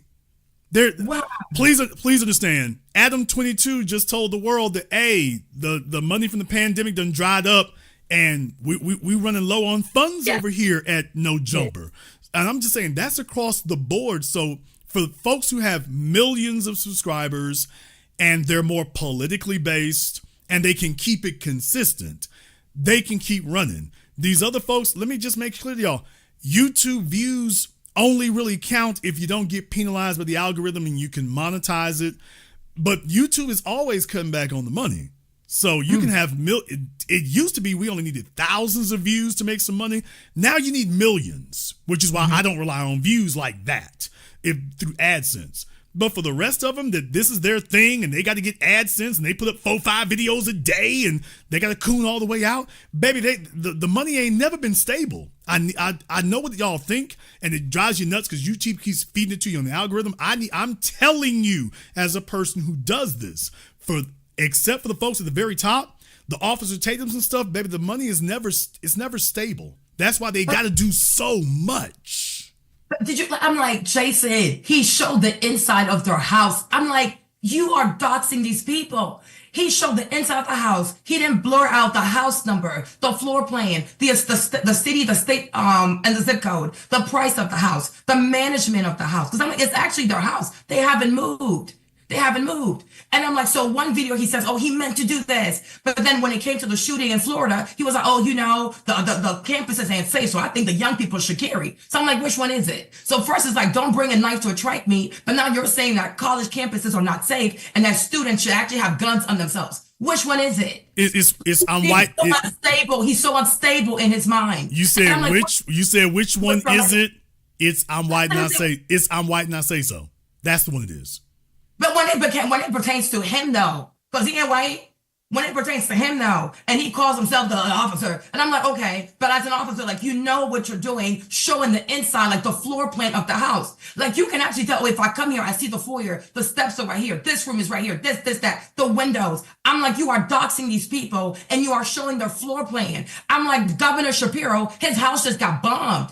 He's a governor. He has protection, and he got bombed. Yeah, I mean, these here, just understand, especially for the paid for coons, they have to crash out really heavy. And what I'm telling you, I want y'all to understand, and I know you're emotional, I want y'all to learn this part of it. They're doing the most because they have, in the era that we're in, all the pandemic money that you used to have, because you used to have a more captive audience, folks are having to be more extreme now. They're having just to stand out on a regular YouTube feed. Because like right now, you all don't realize YouTube is being overwhelmed with AI content. Channels that are just made with AI and made by AI. So it's no longer just having to compete against other channels or Joe Rogan or chicks shaking their butt cheeks. Now you're fighting against AI content. So do you realize how much more challenging it is just to be seen, just to stand out, just to get the algorithm to notice you? So, and much less to remain at a high priority in it. So they're becoming more extreme. They're doing more. They're going more extreme and taking more risks. And I'm telling you all, you're saying they're doing this stuff. I'm letting you know they are making the gamble that they will not be sued and that nobody's going to take action. It isn't that they think that what they're doing is legal. They're just taking the risk and rolling the dice and running with it because they got bills to pay this month. So they're just going to roll the dice, run with it, cross their fingers, and hope for the best. But Jason, he needs to get sued. He has to get sued. Because I'm like, he's intentionally lying. He's intentionally misleading. And not just that, he's adding fuel to the fire. No, he's intentionally endangering people. Yes, he's like, oh, they hate white people. Oh, and he's like, oh, show us what your house really looks like. Show us what your house really. I'm like, okay, but this is the actual house. They have pictures of their house. It is the actual house. There are plenty of pictures of Karmelo next to the garage doors. Like you can recognize the doors. You can recognize the siding. Like that is their actual house. There is a deed out there. So I'm like, especially you being signed to Charlie Kirk. And I know Charlie and his people, Turning Point USA does all his editing. So if they really wanted to look, he can look. He was like, yeah, go read on the GoFundMe, like the gifts and go read the comments. They hate black people. They hate white people. Yeah, I mean, look, that's why Karmelo Anthony's case has disturbed them. They keep screaming about how did he raise all this money so quickly, because that sets a frightening precedent. That's why I said, with $500,000, they have enough money to hire one lawyer for defense and another lawyer to sue you. And they're just gambling that won't occur. Thank you very much for giving us a call tonight. We appreciate that. Folks, it's not that they think they're right. It's not that they think they're defensible. They're all gambling. They're just gambling that they won't get Alex Jones. Not the one who called in tonight. They're literally gambling that they will not get Alex Jones. And please understand, if they get sued, Charlie Kirk gonna leave you swinging. Charlie Kirk gonna leave you twisting in the wind. Charlie Kirk is gonna leave you twisting in the wind. You're the crash out dummy. He amps you up. He puts a battery in your back. And then you jump out there and you say something wild. And Charlie gonna be like, I didn't tell him to say that. I didn't know he was going to say that. Oh, I didn't know he was going to post that. Charlie going to fall back. We all know how that goes. No honor amongst thieves or white supremacists. So they know they'll boost you and put you. Don't worry, you're our pet Negro. We'll take care of you. But if it comes down, you ain't got no friends. Now on Zoom, we got Nona on Zoom. Nona, we just need to make sure you have your camera and your microphone turned on. Don't worry, nobody else is going to see you except for me. But just to ensure we have no trolling issues, just make sure you have your camera and your microphone turned on for me here. I can give you 2 more seconds to go ahead and do that, Nona, or permanent vacation. We got a lot of folk waiting in line, so we cannot wait on you forever there. So if you're in the dark or whatever, getting ready to amp up your OnlyFans, this is not the time. All right, Nona is taking the night off here. Let's go see if we can get Kwame here on Zoom. To everybody here who's on Zoom, thank you very much for joining us. Make sure you have your camera and your microphone turned on just so we don't have any trolling issues. All right, we got Kwame up here on Zoom. Kwame, what's on your mind? Trolling issues. Turn off your speakers, Kwame. Turn off YouTube, man. You got me playing. All right. I apologize. You got me playing. Can you hear me? All right, Kwame, what's on your mind? Okay, Kwame, what's on your mind? Okay, Kwame, you muted yourself. I can give you 2 more seconds here, bro. You all right, brother. You hear me? Yes, sir. We heard you the whole time. Okay, brother, you're having trouble figuring out how to turn off YouTube, so give us a call back on another evening. Let me see if I can get DeMarco here. If you're trying to fill me up here on Zoom, let me see if I can get DeMarco up here on Zoom.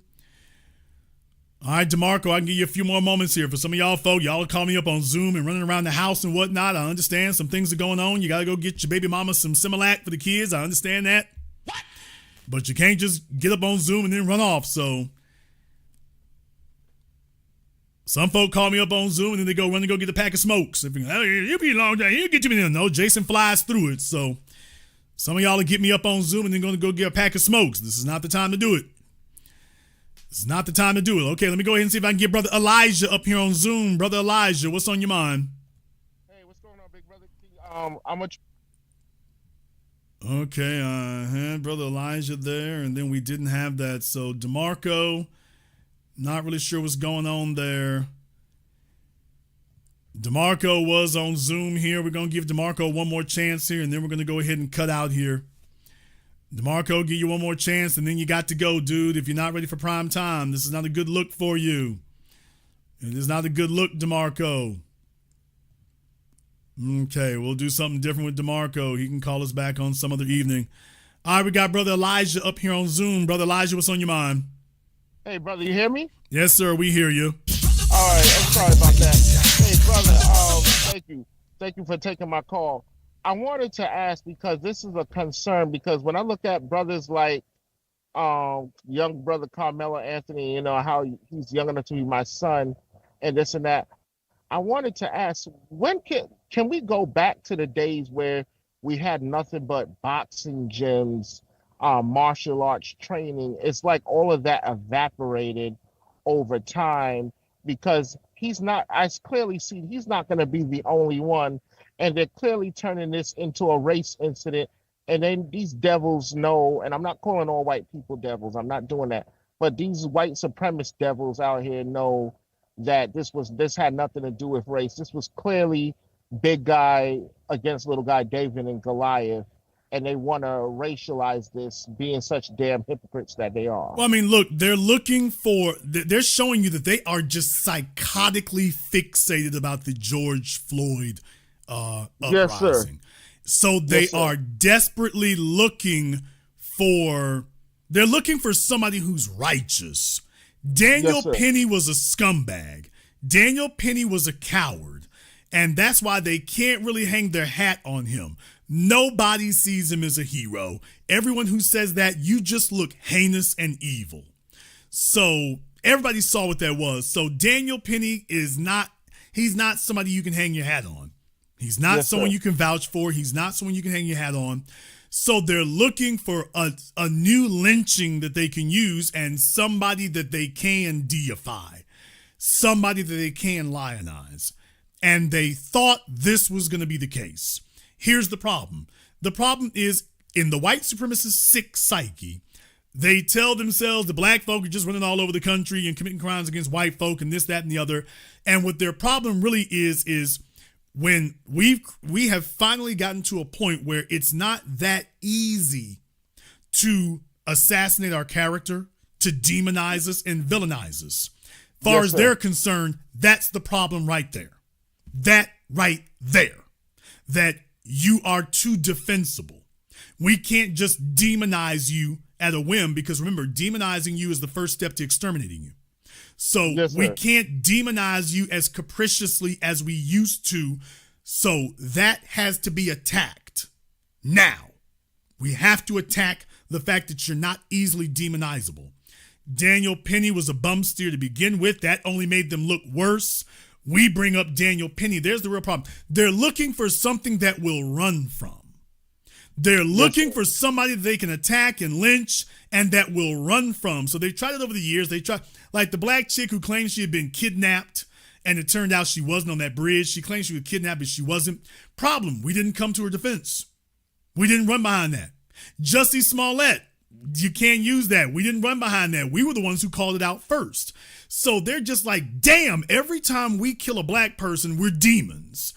And we're looking to find some equivalent so we can say, see, everybody does this. See, we're the real victims. This was supposed to be a black folk, or there's no systemic racism. Black people are the real oppressors, and we're the real victims.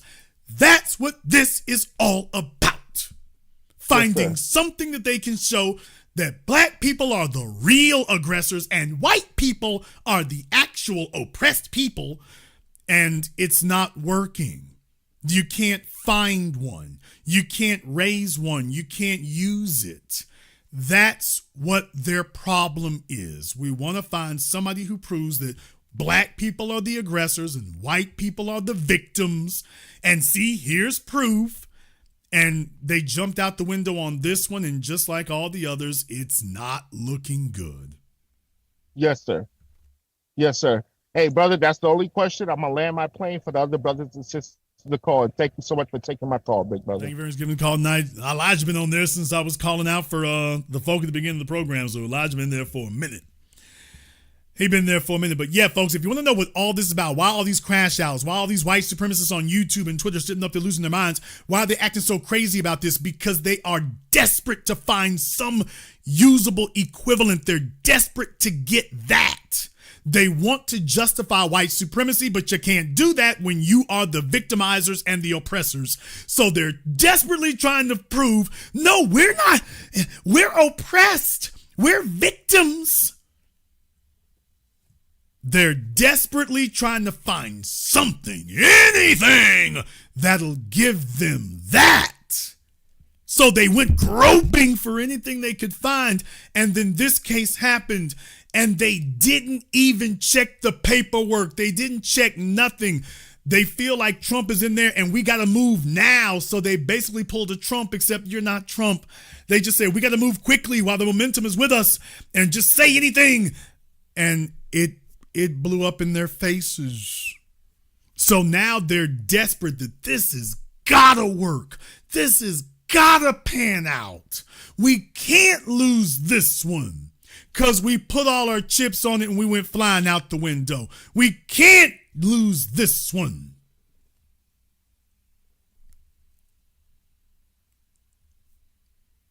Not this one. We put too much on it. We already put all our chips on it. We can't lose this one.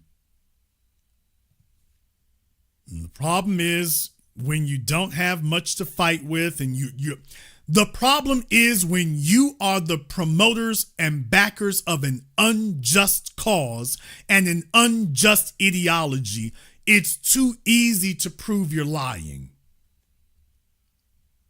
That's where you really went wrong. You are backing an unjust cause. You're believers in an unjust religion. You're believers in a wicked, evil ideology. You are the menace that mankind needs to purge itself of.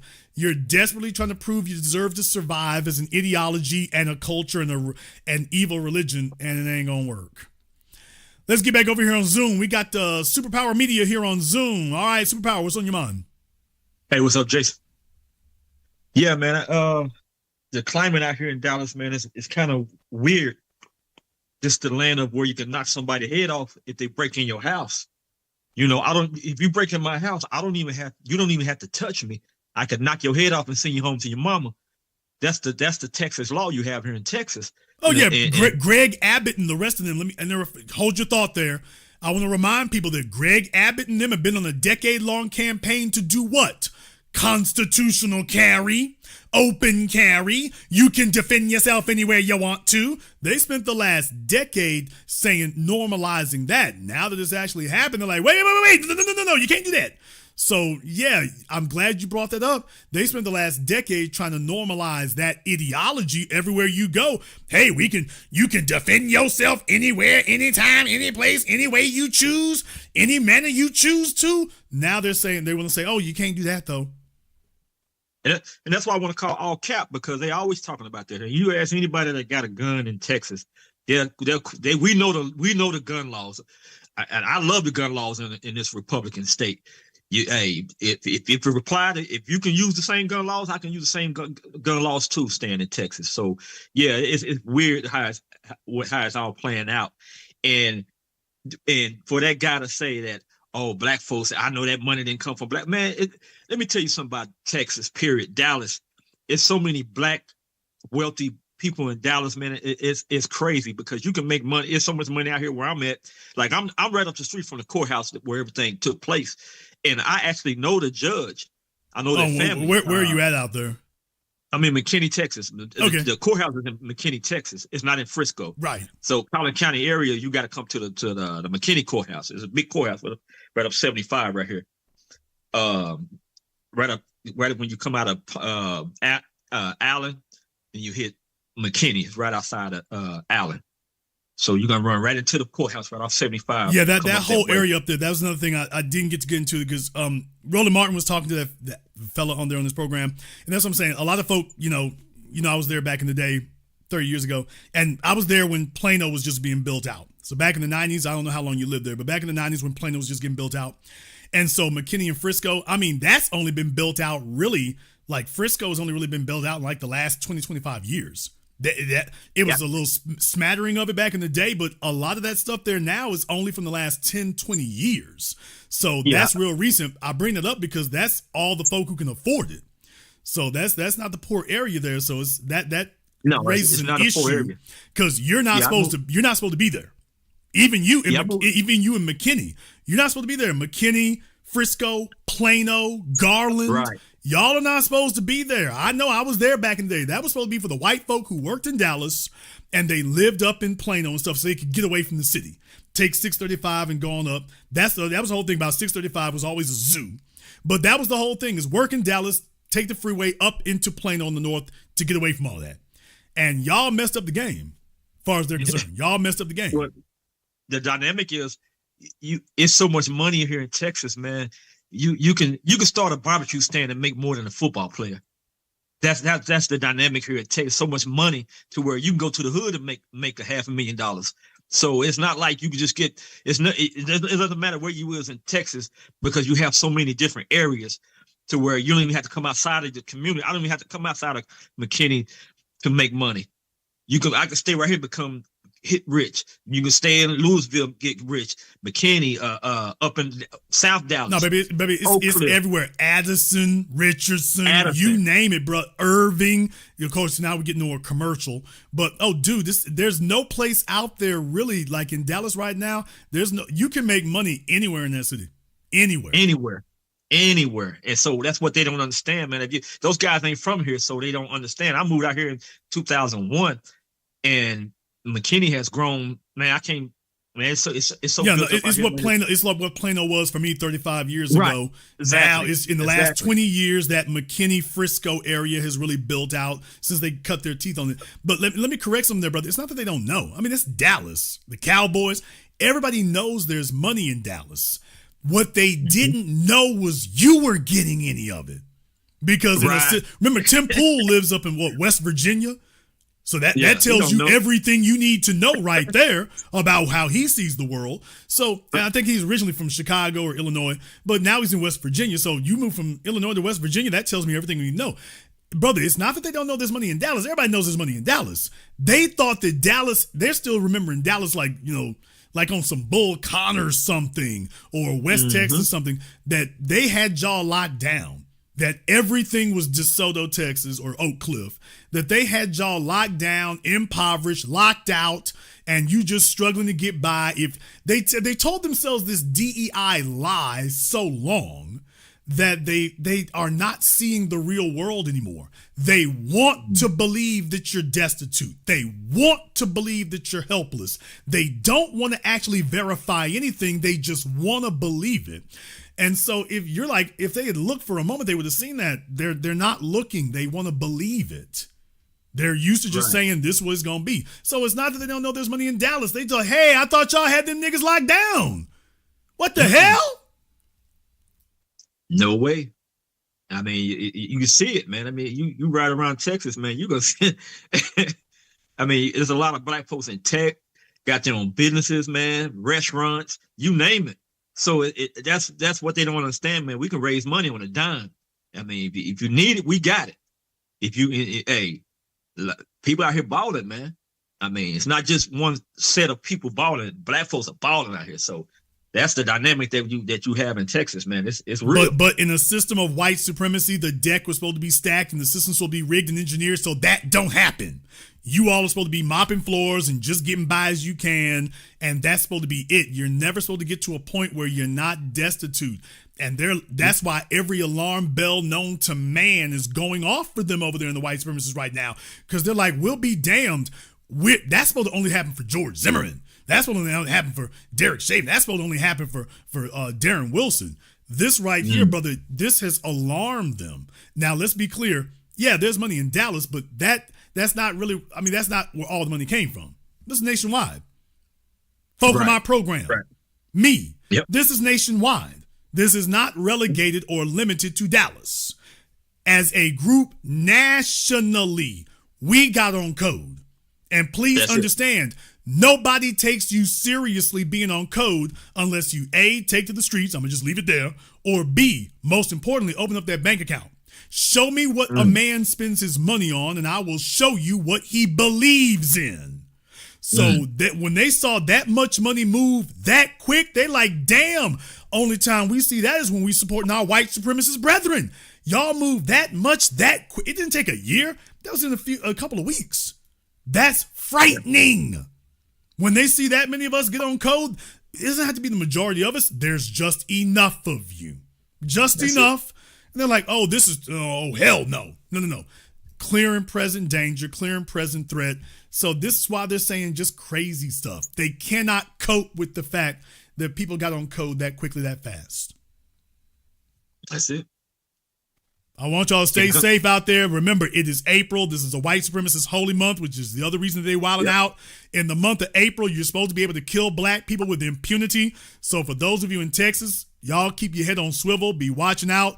The local madman, the local mass shooter, if they start seeing things not going the way they want, they're going to see if they can catch one of you by yourselves and see if they can do something. So keep your heads up. Keep your head on swivel. Watch. Let me go ahead and see if I can get Bruce up here on Zoom. Let me go ahead and see if we can get Bruce up here on Zoom. Bruce, I can give you a couple of minutes to get here on Zoom, and then we're going to have to move on. So see if we can get Bruce on Zoom here. Bruce, we got distortion or something. I don't know what's going on there. So, Bruce, I can give you a moment here. I don't know, you fogged up your camera or something. Just weird stuff happening here. So, oh, is he rubbing that thing, brother? What, you get hair grease on your lens or something? What are we doing here? I don't know what's happening. Okay, Bruce, it's just looking completely, I don't know what's going on here. It's just very, very smudged over. So I don't know if your Jerry curl activator spilled on the camera or something. I don't know if that happened, Bruce, but hopefully you can go ahead and get that taken care of. Thank you very much for giving us a call tonight. Yeah, Bruce's whole thing was just, smudged and smeared all the way over. So I don't know. I don't know if the S curl dripped on it, and I don't know what happened, but thank you very much for trying here, Bruce. Brothers and sisters from around the world, please do not be deceived. Please do not be fooled. I want you to understand what you're looking at and what you're seeing. The old dead black media is not going to explain this because they can't.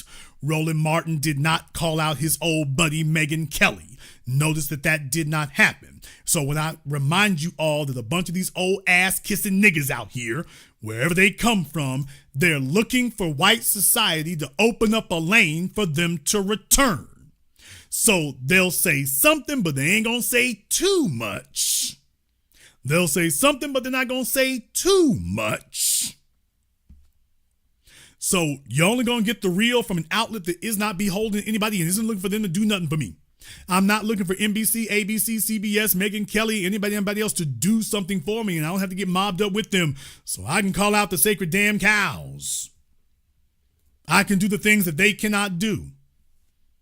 And we got thousands and thousands of people who are watching here for tonight's program. So yes, they are locked in. They are dialed in. They want to know what our perspective is. And yes, they want to know how much we know. They are following this case. I have a large number of non-black folk who listen here, and they want to know what the street is saying. They know you can't listen to Officer Tatum. Officer Tatum does not represent black society. They're like, oh, you're one of our pet coons. We listen to you when we want to comfort ourselves. when we want to know what the real black folk think and what the real national consciousness is, we come to the Black Channel. That's where the real, first of all, because I take calls, so you can't say it's just me. It's not just me. There's a bunch of other folk. So you can't say it's just me. They don't listen to Candace Owens. You sat there and heard the rabbi clown her. They know they're pet niggas. You elevated it. You know he's speaking to white folk. Officer Tatum is speaking to white people. He doesn't speak to black folk. He doesn't speak for black people. He's speaking to them, for them over there. If you want to know what we think, where we're at, what we feel, what's motivating us, you got to come over here. You're not going to get that from Candace Owens. They already know what she's going to say. She's bought and paid for. She's state property of the white supremacists. They don't wonder they know what she's going to say before she opens her mouth. They want to come over here and see what we're going to say. How much do you know? How well have you followed it? How much information do you have? How much mastery of it do you have? How many talking points do you have? How up to date on the information are you? And oh yeah, one more thing. Couldn't help but notice Carmelo Anthony's fundraising numbers spiked right after I did my program here. Deal with it. Oh yeah, one more thing. His fundraising numbers spiked right after I did my program here. You can literally see when it did it. So they are very worried about this. They want to know how much mastery you have. How up to date on this are you? How up to the minute? How informed are you on this? Are you able to debunk our lies? Oh, damn it, you got that. And they're showing you as soon as they got hit with it, they're doing something you ain't never seen over here. They're glitching out. It tells you they're powered by emotion. They wish it was true. They wish that there was somebody they could use to demonstrate that there's some white oppression by black people going on. They're wishing it was there. Now the evidence is coming out and they're like, damn, it looks like the usual, just the opposite. So they're hoping they can make enough lies out there that they can drown out the facts coming out one by one.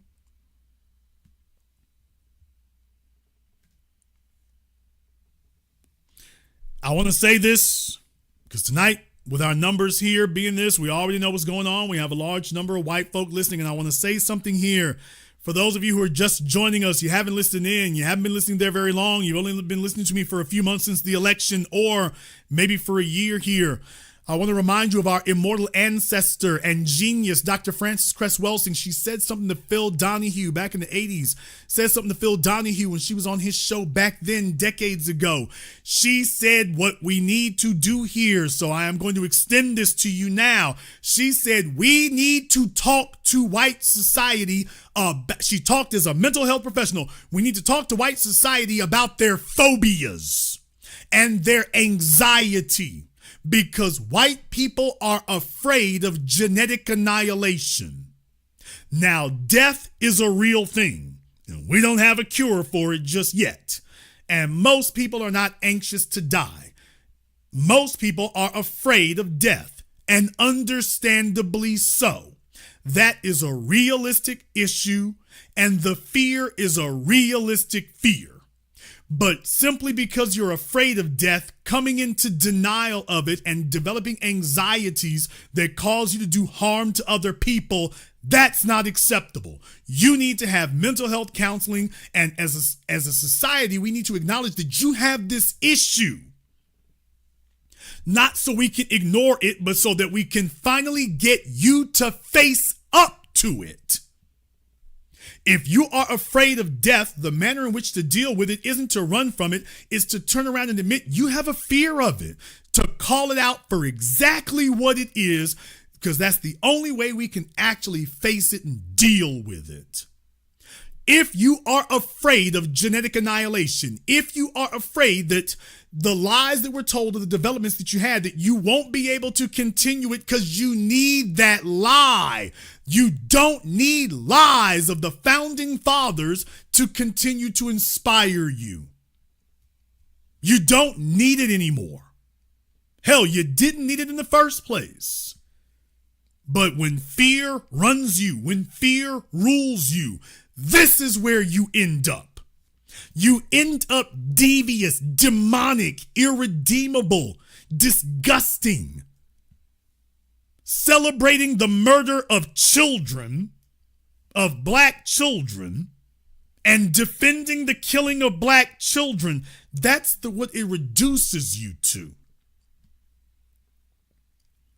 And your fear that, well, if we don't maintain this system of white supremacy, black people are just waiting in the wings to do to us what we've been doing and continue to do to them to this day. That's your fear. That's your phobia, is that, well, if we've been this wicked and evil to them, of course, everybody's like us. They're going to be that evil and wicked to us. So we have to continue oppressing them and demonizing them and brutalizing them because we're evil. And if we don't oppress them, it's going to be payback time. And that's what's really fueling you. You can never have a system that is just and fair because you are walking around in constant perpetual fear that your sins are going to come back to haunt you. And that we're just waiting to get into a position because we got time to do to you what you've done to us. That's what you're afraid of. And it has developed now into a mass psychosis, not just around the country, but around the world. That everyone's waiting to do what you've done. That because you've gotten so much enjoyment out of it. You think we're all sitting around, can't wait to become like you. And instead of you actually talking to some people who would set you straight, you only talk to other white supremacists who reinforce your fears and what you already want to believe. And now you've gotten to a point where you have been reduced to the pathetic level of telling us that mathematics is a liberal viewpoint. That Austin and his brother being 70 or 80 pounds heavier than Karmelo Anthony, well, that's a liberal viewpoint. Math is a liberal viewpoint. If it doesn't agree with white supremacy, it's a liberal viewpoint.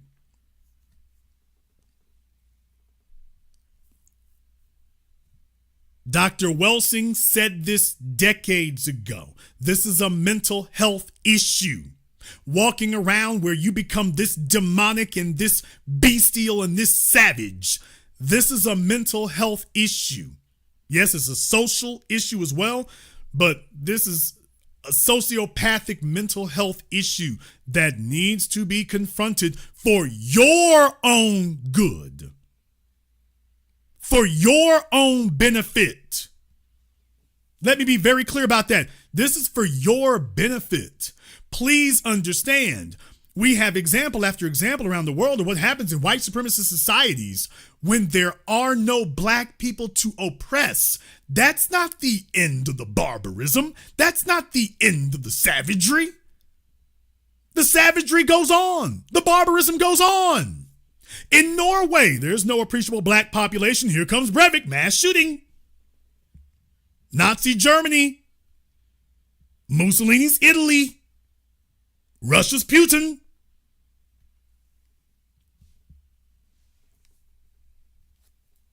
Even when we're not in the equation, it rolls on. White supremacy you don't have to be white to be a white supremacist, and you don't need black people around to demand the system of white supremacy. You can have a country of nothing but white folk, and white supremacy will still be there. They'll just start looking at the undesirable whites. You'll be the stand-in Negroes. And now we have something else to unite us. You have been indulged in a system of a culture of injustice and wickedness for so long that you no longer believe that there can be a just society. That we can actually have a society based on justice because you're afraid that in that society, Oh, it's no longer preferring me. I'll lose. If I don't have a society that gives me unearned benefits, I'll lose.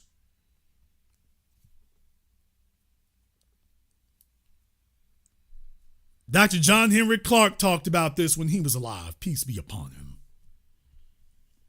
When he said that that's what the Europeans think, is that when we get their boots off our necks, we're going to jump up and put our boots on theirs. And he said, that's not what we thinking. We want to get them off of us, but we ain't got time for that. He's like, man, we got a whole damn planet to rebuild from the white supremacist mess that's been going on for 1,000 years. We ain't got time to do that. We don't have time to waste on that. We don't get enjoyment out of it. We don't get together. You know what we need to do is find some folks to oppress. We don't do that. Let me remind y'all of something right here. Just in a basic sense, please understand, when it comes to information analysis online, you get that from us. On the other side of the fence, everything is about concealing information, hiding information. Don't tell people what the shortcut is. They want finances, they want capital. Hide the information from everybody. With us, as soon as we find out something, we start sharing it with everybody. When we find out something, we share it with everyone.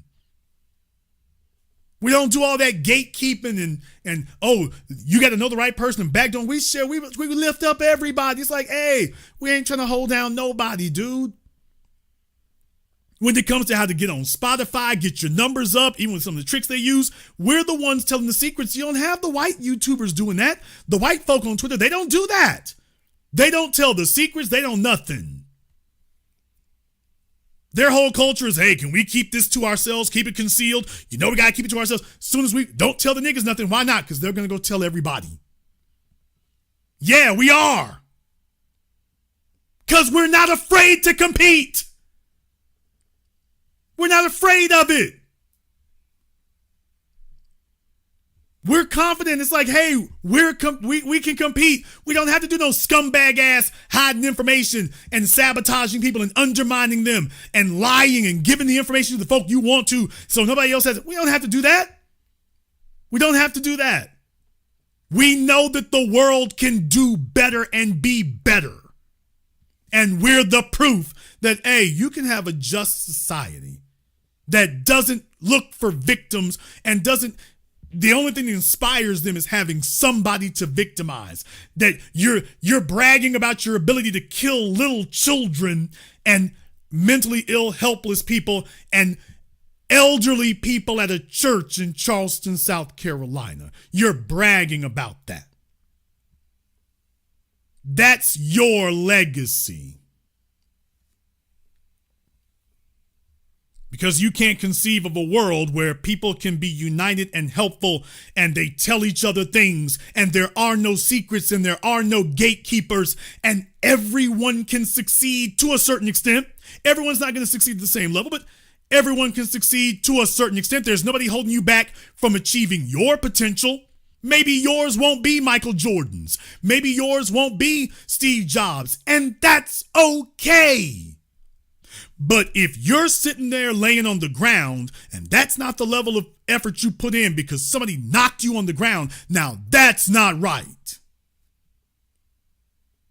And when you got the Tim Pools and the Quarterings and the Joe Rogans and the whole system is giving them things and they've never really had to compete and they don't have to do it now and everybody is wink, wink, you know we're here to keep those darker people down, right? Wink, wink. Oh, look what happened to Austin Metcalf. Wink, wink. You know if it was the other way around, the folks would be in the streets. Wink, wink.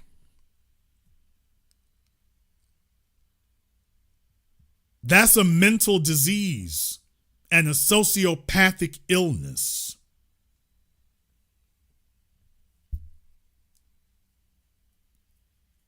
Find something humane to be proud of.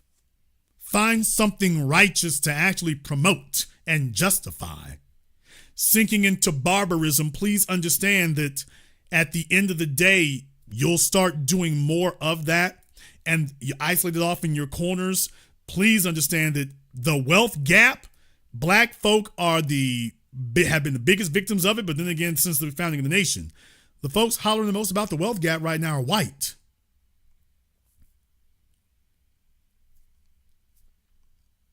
They don't have to point a gun at you. They don't have to pull a knife on you. This system and this culture that you keep promoting, it devours everything, including you. And you'll have a few at quote unquote the top who made money off of you on YouTube and selling you white supremacist coffee. They made some money off of you, understanding they were selling you a lie the whole time. I didn't say that you have to go link arms with black folk. I didn't say you have to move to a black neighborhood. I didn't say that you have to go find an interracial sexual partner. I didn't say a damn thing. You can stop being white supremacist and never encounter another non-white person for the rest of your days. You can stop being a white supremacist and never encounter a black person. Coming in contact with us is not a requisite of whether or not you're a white supremacist or not, whether or not you're a racist scumbag or not. You don't have that. You can sit there and be straight and be balanced and never see us again in life. That's not a requirement. But when you got phobias and anxieties, the worst thing you can be is by yourself. When you are suffering from a mental emotional disorder, psychoses, anxieties, untreated emotional mental illness, the worst thing you can be is isolated. If you want to see a person in bad mental condition go off the rails, isolate him. That's why they want to ban solitary confinement. You want to make somebody's mental state go downhill, isolate them. And I'll add another one. Tell them lies and then give somebody else piling more lies on top of it. That'll do it. You want to see mass psychoses? That'll do it right there. Right there.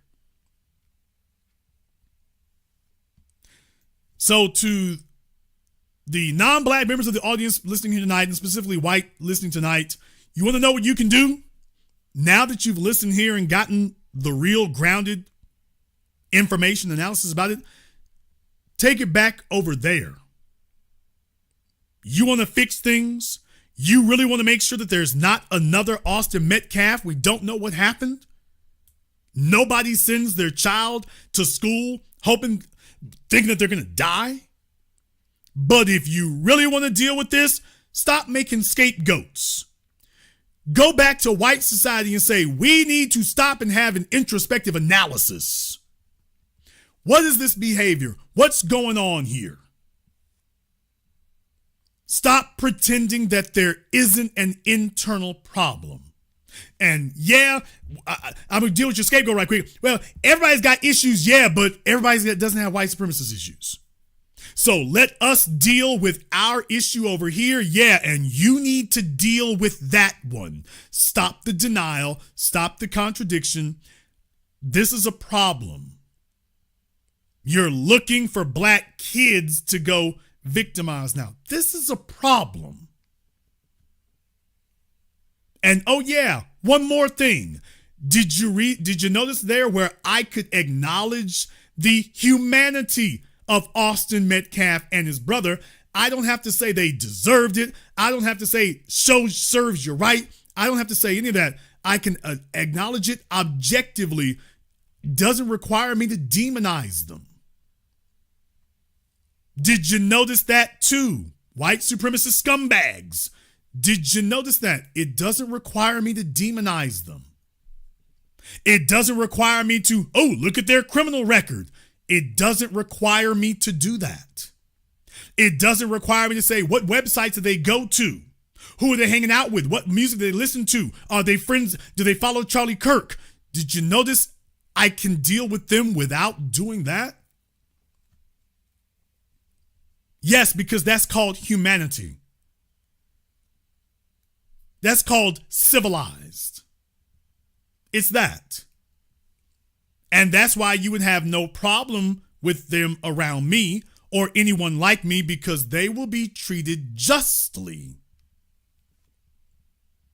We would not have a situation, let's be clear, you would not have a situation where Austin and his brother walk under a tent. Let me tell y'all something. As black folk, we've been feeding anybody who come by forever. What?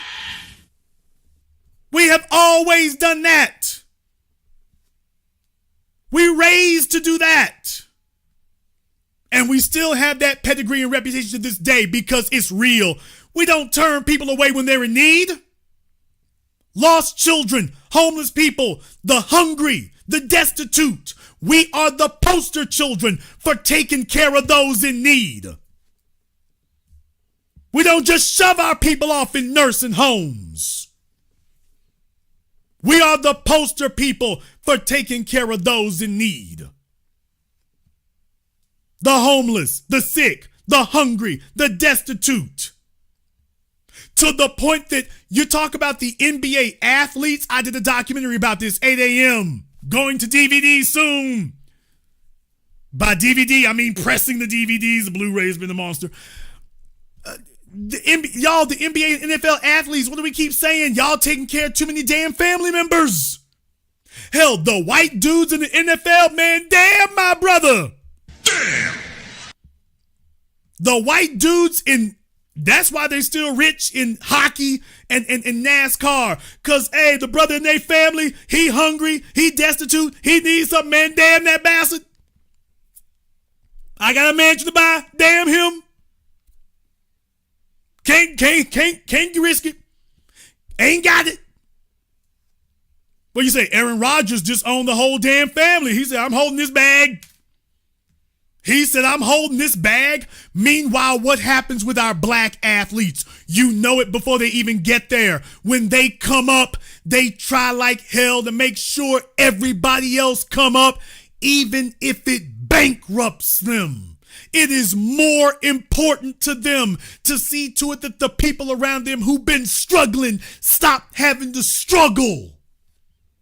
That he's willing to risk it all and give up what he got. No secrets, no gatekeepers, no holding stuff back. So if Austin and his brother had come under our tent in the rain among our children, they wouldn't have done that, and you know it. You would have been saying, don't go over there with them. They'll take in anybody. Hell, we even take in the Octoroon kids. Knowing full damn well they trying to play both sides against the damn middle. But we give this little high-yellow bastard a chance to prove that they on the good side and on the right foot. We give them a chance to do that knowing what history has shown us. This is how we live, how we always have. I'll be damned. White girls even know that. The white girls are like, hey, we're the dimes in the black club. What they mean is they get treated with humanity. They don't get told you're too skinny, you're too this, you're too blonde, you're not the right type. You get love. We're not sitting up here trying to figure out how to ostracize you. You come from a culture that's based on, okay, this is how we ostracize, this is how we discriminate. Your white daughters come among us and get an ego boost. Deserve it or not. Deserve it or not. But they know if you come among us, even your daughters know if she wants her ego boosted, don't go to the white males. The average white male in America today, don't go to him. He's going to tear you down. She knows if she wants her ego boosted, she come among us, is to the moon. Same thing with your sons. White boys can get into rap music and have Negroes doing all kinds of crazy talk, supporting him. Beyonce makes a country album and they went to war. Now let me get this straight. Garth Brooks was a country music singer. He could make a crossover album. But Beyonce can't do that. Oh, y'all don't want me to talk about Chris Gaines. What? Oh, I'm sorry. Oh, you thought we didn't know that. Well, I thought you Negroes were broke and destitute. Everything you listen to has to have a booming bass line. Oh, did we all forget about Chris Gaines? Oh, I'm sorry. We're not supposed to remember Garth Brooks' alter ego. Oh, all right. Okay. All right. Checking for a friend. Okay. Yeah. Yeah, you can cross over with us. And nobody's going to bat an eye. We try that. It's like, oh no, World War VI. So everyone knows if the roles had been reversed, this wouldn't be a news story because nobody would have been attacking Austin and his brother. If the racial roles had been reversed, nobody would have been attacking them. Nobody would have thought they had the authority or the privilege to do that. Furthermore, no one would have wanted to. He ain't even from our school. He ain't even from our school. What the hell? And that didn't matter to anybody. Not to anyone.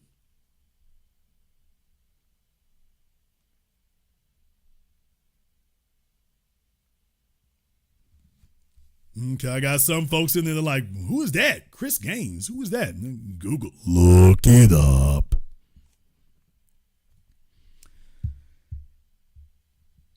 We're going to go ahead and wrap things up here tonight. I know we're late. I know we're long. I think it was worth it here. Shout out to everybody who's contributing support to this program on PayPal, Super Chat, Venmo. To my man, Mr. Richburg. Thank you very much. We appreciate your support there, brother. Also to Joyce. Thank you very much for your support here, sister, as well. We appreciate that. Keenan. And to everyone who has contributed support to this program, thank you very much for your support here tonight.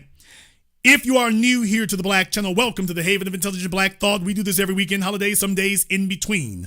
The information and analysis you'll receive absolutely nowhere else. And the grounded, down-to-earth, in touch with the soil that is nowhere else on the internet or this planet. This is the Black Media. Click that red subscribe button. Click that yellow notification bell. Join us each and every time that we're here.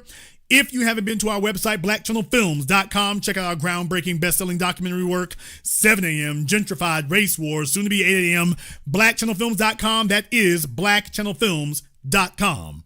I want to thank all of you, every one of you, everyone tuned in for listening to tonight's program live or recorded. Thank you all for liking, subscribing, and sharing. And this concludes tonight's broadcast of the Black Channel. I am your host, your brother, your humble servant, the Black Authority. And until next time, my brothers and my sisters from all around the world, remember, Black is the future and the future is